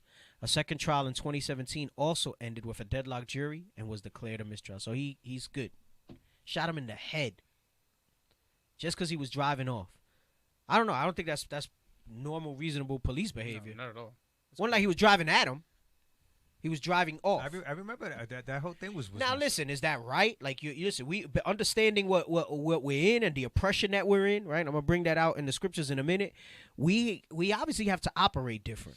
We can't sit there and think that in a system that's crooked, and in the spirit, in the soul of a man and a people that's crooked, that you can stand up like the Karens and the Kevins of the world do, and you not have repercussions for that. That's the I'm sovereign mentality. Right. That's exactly what it is. Right. Hey, you see the other one where she starts calling out the name, thinking that that's gonna save him from the video. Bro. That thing is hilarious. That thing is hilarious. You can't stand up as the Karens and Kevins when they see you as Keishans and Keishas, you know? Keishans and Keishas. It just doesn't work like that, right, bro. Right, you're This is right not our about rest. that. Right. Sandra Bland. There's another one mysterious, right? Bland was arrested after being pulled over by police in Walker County, Texas, in July 2015 for failing to signal a lane change and was found hanged in her cell in county jail 3 days later. This one was weird as hell, and people don't talk about this no more. A Texas grand jury declined to indict any officers in connection with her death. Brian Encenia, the Texas state trooper who pulled her over, was accused of lying about how he removed Bland from her car and was indicted on a criminal charge of perjury. The charge was later dropped after Encenia agreed to end his career in law enforcement. Right, so she wound up, all of a sudden she hung herself in it was being detained in there. I don't buy that either. I don't buy that either. They probably knew, man, that the evidence was that. against them, bro. Mm-hmm. And they rigged that thing. Hey, and this guy from and Epstein killed himself too. Right. Philando Castile. Castile was fatally shot by Officer Geronimo Yanez during a traffic stop in a Minneapolis suburb in July 2016. Now, that sounds Northern Kingdom, right? Yanez. But like I told you, it still goes into, you'll have some of our, remember, they were taskmasters too. They were killing us in Egypt as well, all right? You bring that out with Egypt and how we were in captivity in Egypt, right? Same type of circumstances. We had our own people over us. Not only were they taskmasters, you had house niggas. Yes. You try to go ahead and escape, they were going to rat on you. Yes. So that's just as bad. Right. Because what was the punishment for that? Right. And that's my point. Like, you can't look at this and then be like, oh, see? No, and bring out that color bullshit and Northern Kingdom and all this other stuff. All right? You got to remember what we brought out in the beginning with the scriptures, the soul not being upright. And it also they get some of our people involved in that. They get our people involved in it. Let's finish reading Fernando Castillo and then we'll take the call. Castillo was fatally shot by Officer Geronimo Yanez during a traffic stop again in Minneapolis. I'm telling you, there's something going on up in Minnesota. It's the water.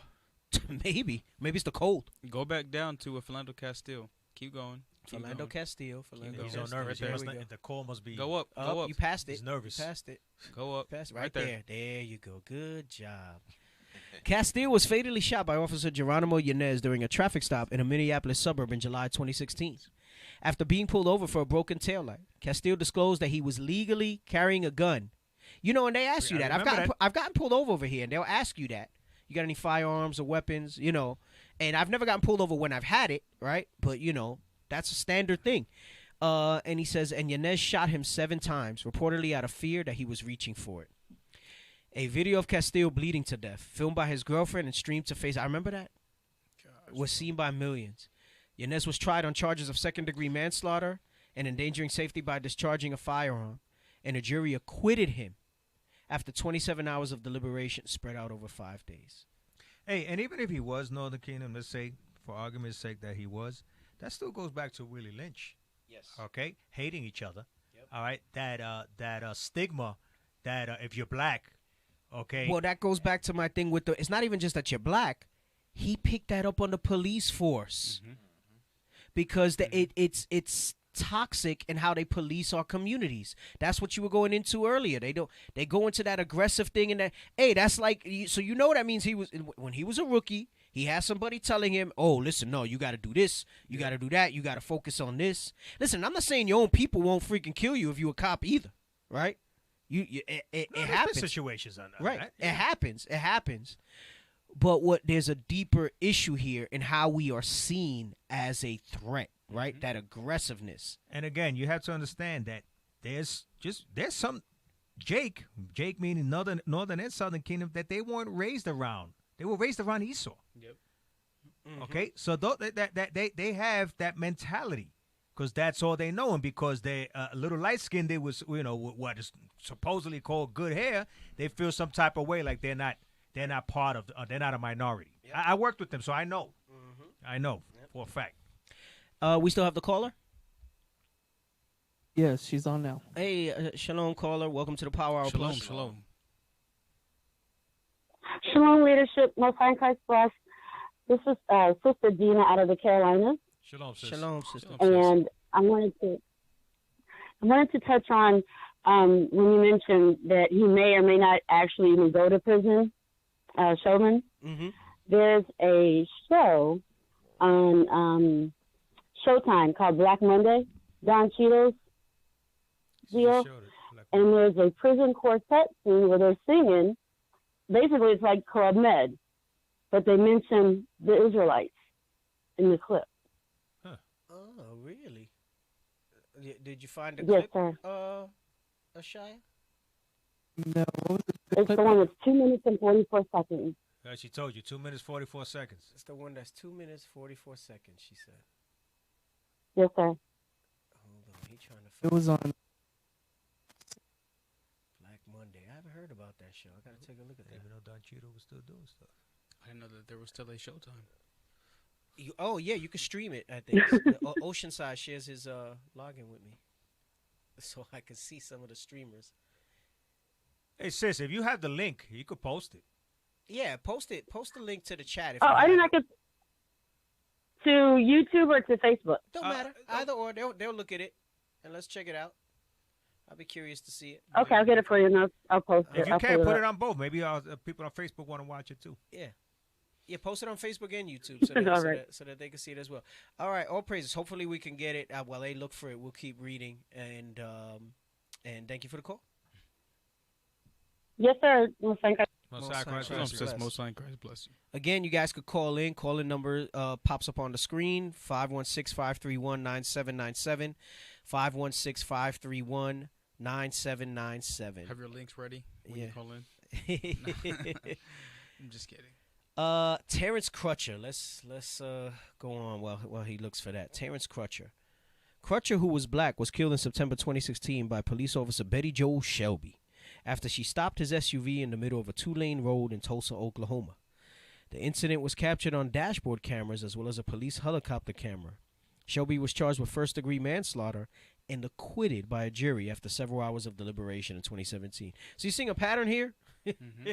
Bro, Betty Jo Shelby, if that don't sound, as racist as, 1911 Rosewoods, bro, Betty Jo Shelby. Yep.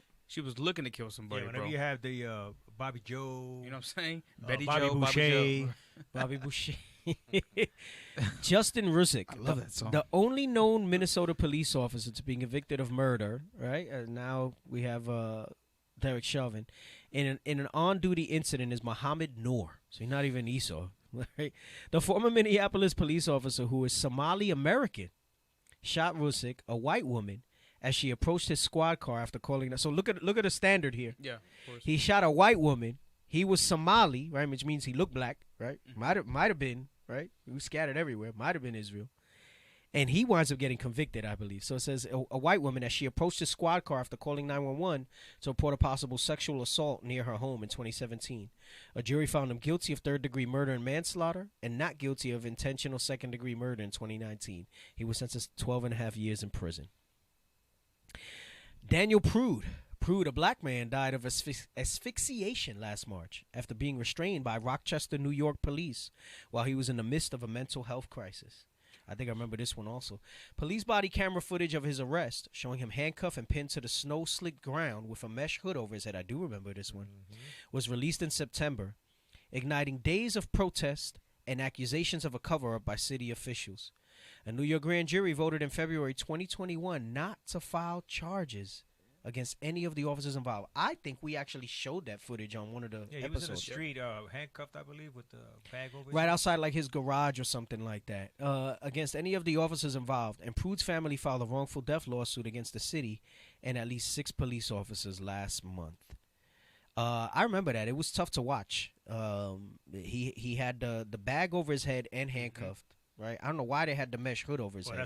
That's because he was probably spitting. Remember, it said he was mental. So I mean, that is procedure to avoid any type of contact with any type of diseases. So. Okay, all right, but So I mean that much I get. But that was another case of where he was saying, "I can't breathe." Yeah. You know. So I mean, how long do you do that? How long do you keep that like that? Breonna Taylor. Oh, the link is up? All right, let me finish reading Breonna Taylor. Breonna Taylor, the 26-year-old black woman, was fatally shot in her apartment last March by Louisville, Kentucky police officers during a botched narcotics raid, of which she was not the target. And watch Two Distant Strangers, all right? There's like a little... Every little way that he winds up getting killed is like a little homage to somebody that got killed in it. That's the other thing that's subtle about the short film. During a botched narcotics raid of which she was not the target, a Kentucky grand jury indicted one of the Louisville Metro Police Department officers, Brett Hankinson, over charges of wanton endangerment for firing into neighboring apartments. So not because of what he did against her, because he fired into neighboring apartments. Jonathan Mattingly and Miles Cosgrove, the other two officers involved, did not face charges. Hankinson, Mattingly, and Detective Joshua James, who secured the warrant for the raid, have since been fired, but no charges. Hey, that's the take one for the team, and we got you back later. Yep, that's exactly what that is. All right, so we got a link. So we found a link. Okay. Let's see. Make sure you put your disclaimers up so they don't shut us down.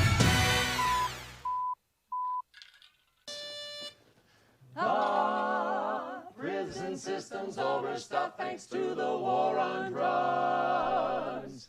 Reagan's stand on contraband has swept up all the thugs. But violent crooks and cooks of books should never share a cell. So we designed some new confines that aren't a living hell. It's true we think that in the clink a gentleman should look his best, manicured and moisturized, appropriately dressed. And fresh? Yes, you'll add some heft care of our chef, he's classically trained. Lamb with jelly, garganelli, try the quiche Lorraine. Ah, your culinary dreams come true, just bring your appetite. The world's your oyster, Rockefeller, all because you're white. Collar, right? Yeah, sure, whatever. Hey, tell them about the activities. Golf and tennis, swimming, sailing, polo, and croquet. Throw a pot, I kid you not, take improv or ballet. How is this allowed? Calling it white collar, they've given us this place. A fruitless designation, preposterous on its face. A criminal utopia conceived for just one race. But hey, whatever gets you through the night. And it's all because we're Motorcycle, barber, liner, riot, sergeants, pillow fights, masseuse on site, we get free Sprite. Water vents for your good night, our dental plan is dynamite. A large percentage Israelite, the temperature in the pool's just right. Built on Indian. Large percent. Wait, we gotta go a little further because I like to leave what. Water vents for your good night, our dental plan is dynamite. A large percentage Israelite, the temperature in the pool's just right. Built on Indian burial site. 2 smacks. We're 2 smacks. Built on Indian burial sites. Collar! Yeah, sure. Sure, okay. Right. Whatever, yeah. Wow. Hey, The hell is this? that's called a parody of what the system's really like. Yep. Of how it's set up. And I'm assuming they said a large percentage is Israelite because of the other prison population. Right? Because they wouldn't say that and then white. So Well, and they then don't call said themselves Israel. They call themselves Jews. Right. Or Israeli. Right. And plus, they ain't locked up like that. So, right. Wow. It said the large percent are Israelite. Wowzer, someone said. Yup, that's exactly how that went down. Hey, let me get, I got to tell you something. Like bringing it back to understanding where I think it's Isaiah 44 I want. Let me double check. Hey, producer, you got some damn Arab writing on there. What is that? That's not it. Hold on. How's it I going? don't know. Those are our friends. Hamdallah. Those are our friends? Which friends? Which friends are that? The ones that wrote in Arabic on the comment Is that the board? one that said Issachar is the issue? It's the issue. It's the issue. Esau is the issue. 42 is what I wanted. 42, right? Yeah. Yep. Yeah, that's Yep. it. That's the one. Let me get Isaiah 42 and 22. 22. The book of Isaiah, chapter 42, verse 22. But this is a people robbed and spoiled. It's talking about us. It's talking about the Israelites. You have to realize this, right? This is why I said the title of the show was From Egypt to America, People Robbed and Spoiled. Don't be fooled by what you're seeing and what's going on. We just dissected this whole thing. We dissected their spirit, how they roll with us. You have to think about it. For thousands of years, literally, we've been robbed and spoiled. We've had an identity taken from us, in some cases beaten from us, all right? Spoiled meaning every blessing that's supposed to be ours, they've tried to take it from us. We know they can't. This is why I say they tried, right? We are people robbed and spoiled. Come on. They are all of them snared in holes. All of our people are snared in holes. Some of these holes is you falling for the okie doke of this conviction. You falling for this nonsense. You thinking that some equality is happening. You saw the one article, they're talking about crediting it to Black Lives Matter. That's BS, all right? Some of you are snared in holes. Come on. And they are hid in prison houses. And we are hid in prison houses. Hey, just like we read, a large percentage Israelites. Jeez. We are hid in prison houses, right? It's letting you know who this people that are robbed and spoiled. This is some of the ways they do this to us. Come on. They are for a prey. We are for a prey. We are for a prey. Remember, it said Esau comforts himself when he thinks about murdering us, when he thinks about killing us. This is his comfort. Also recall, what we were bringing out, the just shall live by faith. We brought that on Ecclesiastes 7 and 12, that wisdom is a defense, and the excellency of it for those that keep it is that we know that we'll have life, right? So it says we are a prey. We are prey. And again, I'm not even going to say and emphasize this to police. The police just have the authority to do it in a manner that seems like they have a license to kill, essentially, right? What was the other brother that they came at him in the pickup truck? Whatever happened with that case? That they say he was robbing the house, but he was checking out the abandoned house. He used to go on jogs. Yeah, the one in Georgia. I think that's the next case that's going to come up. So nothing yet, So that's right? That's been over a year. No updates on that one yet. I haven't heard because anything. that's not cops involved. That's just some Edomites. Amari. Damn, what's the brother's name that got killed, man? Ahmad Arbery. Yes. So that's the next one, right? That's what I'm saying. I don't want to. I'm using the police as an example because of what just happened with the conviction. But this is beyond the police. This is just to show you that we are robbed and spoiled. And this scripture breaks up all the different ways that we are. It says we're snared in holes. How are we robbed and spoiled? What are some of the holes? Christianity, politics, false holidays. All right? Voting. All right, let's get in politics. Black Lives Matter. Where the hell did this gnat come from? It's the season. It's mating season. Yeah, They're all I over don't the think place. we ever had one in here. It's crazy. Right? It says we're hid in prison houses. This is another way we're robbed and spoiled. And I'm not saying all of us that are in prison don't deserve to do some prison time, all right? But we know, right? If you ever seen The 13th on Netflix, that's another one.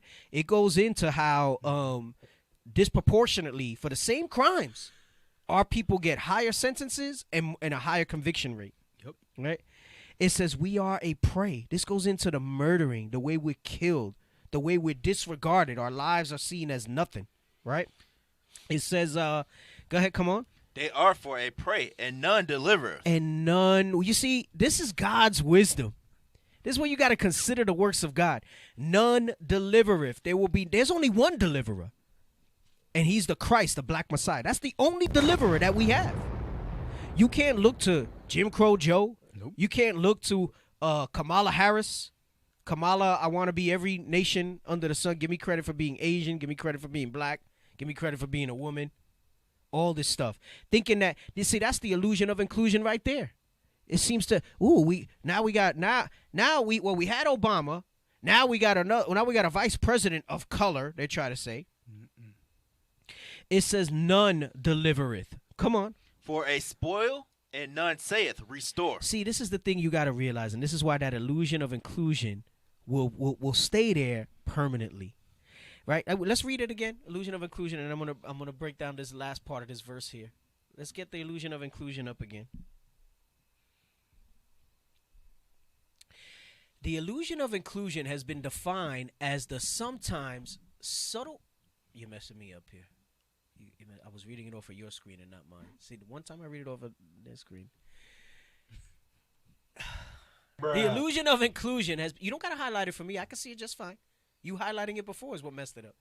The illusion of inclusion has been defined as the sometimes subtle ways that the standards can appear to adequately address race while at the same time marginalizing it.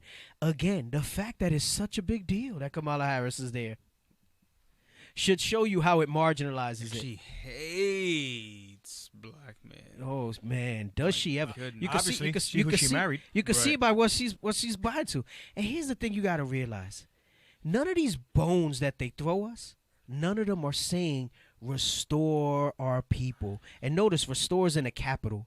The restoration of our identity, the restoration of our heritage, the acknowledgement. That's why those videos that get put out about, hey, I'm Esau. Yeah, I know you guys are the Israelites. None of that says restore. We will be robbed and spoiled until everyone in the earth recognizes who we are and not recognize it verbally, not recognize it by a stupid video or an offhand comment. They will recognize it when they bring their forces into the gates of Jerusalem. When you see us in rulership, that's when they will recognize it. It says none say restore. Anybody who does throw a little bone, a subtle way that seems to adequately address race, all right?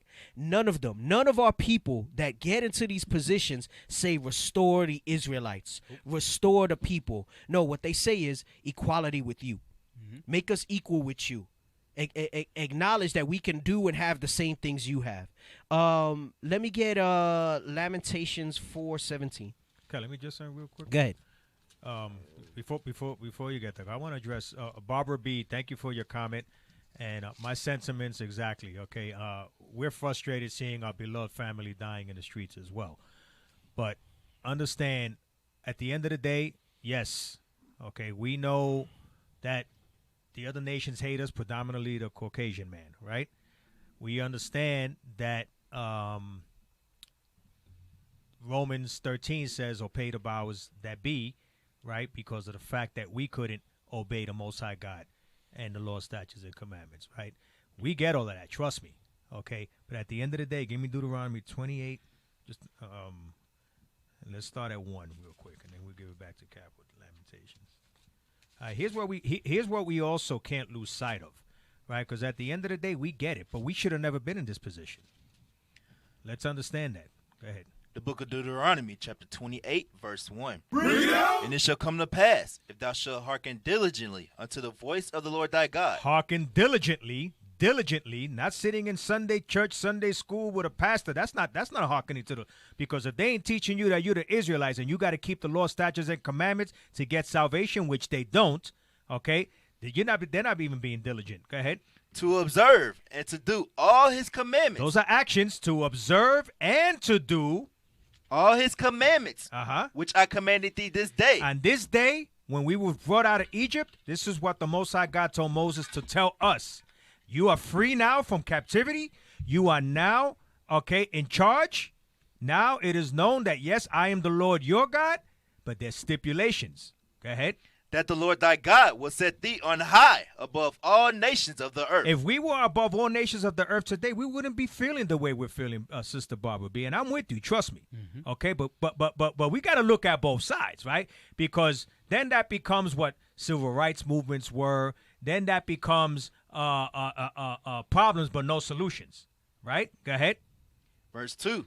And all these blessings shall come on thee. Notice the wording that is used in Deuteronomy 28, starting from 1. Blessings above all nations. Go ahead. And all these blessings shall come on thee and overtake thee. There'll be so much abundance of blessings that it will overtake us. Go ahead. If thou shalt hearken unto the voice of the Lord thy He God. goes again. Stipulations, though, right? We got to hearken, meaning do the Lord's statutes and commandments. Verse 3. Uh-huh. Blessed shall thou be in the city, and blessed shall thou be in the field. Okay, go ahead. Verse 4. Blessed shall be the fruit of thy body and the fruit of thy ground. Why would the fruit of our body and the fruit of our God, the fruit of our body, our children won't be getting killed on the streets? Okay, because they will be blessed because they're living the right way. Because let's face it also, okay, because I like to look at all sides of everything. All right, sometimes these situations happen, and we're kind of up to no good. Like the situation that just happened a couple of days ago. If in fact, from what I'm hearing, and I don't pass judgment until all the facts are on the table. She had a knife. She sliced one of her sisters, and was about to slice another one. Let's not lose fact of that. We're not right. We're not right if we're not in this Bible. Go ahead. Verse 4. Blessed shall be the fruit of thy body, and the fruit of thy ground, and the fruit of thy cattle, the increase of thy kind, and the flocks of thy sheep. Verse 5. Blessed shall be thy basket and thy store. Okay, meaning we will be financially set. Go ahead. Verse 6. Blessed shall thou be when thou comest in, and blessed shall thou be when thou goest We out. don't have to bring forth children and worry and give them the talk. Well, you don't look like everybody else, so you better be careful. When a cop stops you, you comply. Okay, don't go into the wrong neighborhoods. All right, because we be blessed. That'll be understood. Jump down to 10. Verse 10. And all the people of the earth shall see that thou art called by the name of the Lord. They don't see us like that right now. They don't see us like that. Spiritually, they know something ain't right because their spirit ain't right. They know that there's like the cop we always bring up, right? Why'd you shoot me? I don't know, right? But guess what? If we follow and when we start following Lord's statutes and commandments and go back to our rightful place of rulership, all people of the earth shall see that thou art called by thy name, Israel. Okay? Which means Prince of God. Go ahead. And they shall be afraid They ain't of thee. afraid of us right now. Ain't none of these Edomites or other nations afraid of us right now. Not one iota. You know why? Because the Most High God has made that happen. Why? Because we refuse to start from 1 all the way on down. Remember, I bring this out all the time. Deuteronomy 28, 1 through 14, that's all we had to do. All right. And if we didn't do 1 through 14, now we have 15 through 68. 3 times as much or 4 times as much was going to happen to us if we didn't follow the Lord's statutes and commandments. All right? So understand, I'm with you, sis. I get frustrated and angry like you wouldn't believe. Okay? But I am not foolish. Okay? And I'm not saying you are, sister, but I'm not naive. Let me put it that way. I'm not naive to understand that at the end of the day, we should have never been in this predicament. But all praises to the Most High God. He brought us back to remembrance. He's showing us the Lord's statutes and commandments and what we need to do to get back above all nations. Right. Right. That's part of that restoration. We have to do that stuff. And remember, we can't forget that we have enemies because our people will fall in line with identity. Some of us will even fully embrace keeping the commandments. But then we fall apart when it comes to the enemy piece. We get too comfortable and complacent. Lamentations 4:17. The book of Lamentations, chapter 4, verse 17. As for us, our eyes have yet failed. Our eyes has yet failed for our vain help. Our vain help, because we just read in Isaiah 42, it said there's none that delivereth. We are robbed and spoiled, and there's none that delivereth. There's none that say restore the Israelites. Come on. In our watching, we have watched for a nation that could not save us. You have to remember, this is wisdom. You want justice? We must live by faith. We must repent and keep these commandments as Israelites and realize who our enemies are. Come on. They hunt our steps that we cannot go in our streets. This is us being a prey.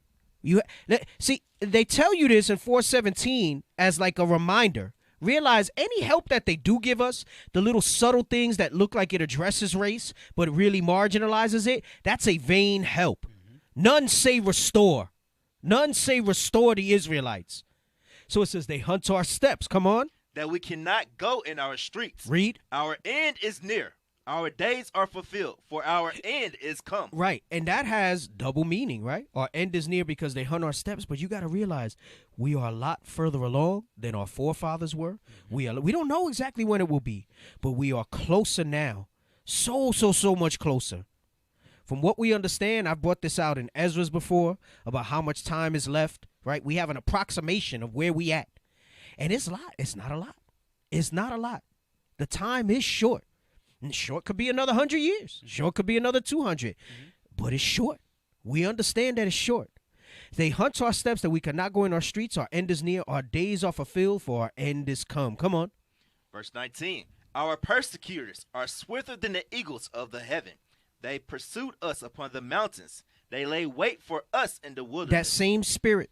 They pursued us like eagles. There's a reason that it says eagles. The Bible calls them our persecutors. They are here to persecute us. Come on. Verse 20. The breath of our nostrils, the anointed of the Lord, was taken in their pits, of whom we said, under his shadow we shall live among the heathen. Why? Right? The breath of our nostrils goes into those keeping of the commandments. It says that we are the anointed of the Lord. It was taken in their pits, meaning they beat it out of us. They took our identity away from us. They beat it out, keeping the commandments away from us. All right? He said, under his shadow we shall live among the heathen. And that's where we're at now. Read on. Rejoice and be glad, O daughter of Edom, that dwellest in the land of Uz. Right? Letting them know, hey, enjoy it now. Enjoy it now, O daughter of Edom. Come on. The cup also shall pass through unto thee. Thou shalt be drunken, and shall make thyself naked. The cup that you gave us, the persecution that you gave us in this life, it's going to be flipped on them. You want justice? You got to keep these commandments. You got to have the faith that this salvation is going to come to us. Come on. The punishment of thy iniquity is accomplished, O daughter of Zion. He will no more carry thee away into captivity. In that day we will no more be. That's when we will get justice. This is why we must live by faith. You want justice? Live by faith. Come on. He will visit thy iniquity, O daughter of Edom. He will discover thy sins. He will discover thy sins. God sees it all. He knows what he's going to do. In that day, Christ is going to say restore, and it's going to happen. They're going to get, just like we got 4 times curses, they're going to get multiple times. Scripture says whatever they did to us, double. Double. And listen, that's what we know of the atrocities. That's what we know. So we got to make sure that we understand where we're at, what role we have to play here, and where we headed in this thing. You cannot get overjoyed for these little bones, these little subtle things that seem to address things. Because you know something, brothers and sisters, I'm going to tell you something. You're probably going to see a lot more action that's going to look like it's addressing, that it's going to look like they're acknowledging us. But remember what we read in Isaiah. None of them will say restore. If they put something out to you, until they say you are the Israelites, and not just say it, not just acknowledge it, but then they have to put us in the right place in rulership. And that's not going to happen. That's not going to happen until Christ the Redeemer comes. So don't fall for any of these devices that's coming down the line. Because I'm telling you, you're going to see some things that it's going to make you feel like, wait a second. We're not afflicted. Wait a second. They're starting to actually acknowledge us. We're getting some respect. It ain't going to roll that way. It ain't going to roll that way. Remember, wisdom is a defense, brothers and sisters. Wisdom is a defense. Y'all got anything else? No, sir. Okay. All right. Well, that was the show. All All right. right. What happened? Let them know to subscribe to Ave Phoenix YouTube page. Oh, yeah. Hey, listen, while you're on here watching, make sure that you subscribe to the Phoenix page, all right? We've been growing this thing organically just by putting out the classes and now the radio shows, all right? The radio shows are on twice a week. We're on Facebook exclusively on Saturdays, 11 a.m. Arizona time, all right? And then obviously on Wednesdays, we're on from 7 p.m. Arizona time. That's 10 p.m. presently on the East Coast.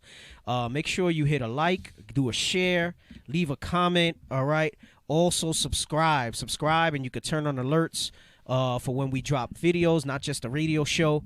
And you can check us out, all right? And, hey, don't be shy, when we do these shows to call in. I know sometimes we forget to do the call-in number, but we do keep it up there, all right? So if you want to call in with comments, something of value to add to the show, go right ahead, all right?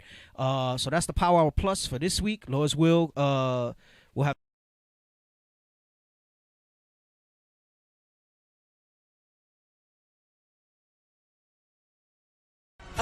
Lego. Israel is back. We back. Israel is back. We got back. The nations running scared because Israel is back.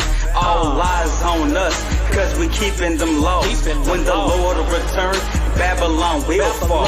Precepts solid. We got them on lock. God's chosen people with Christ as our rock.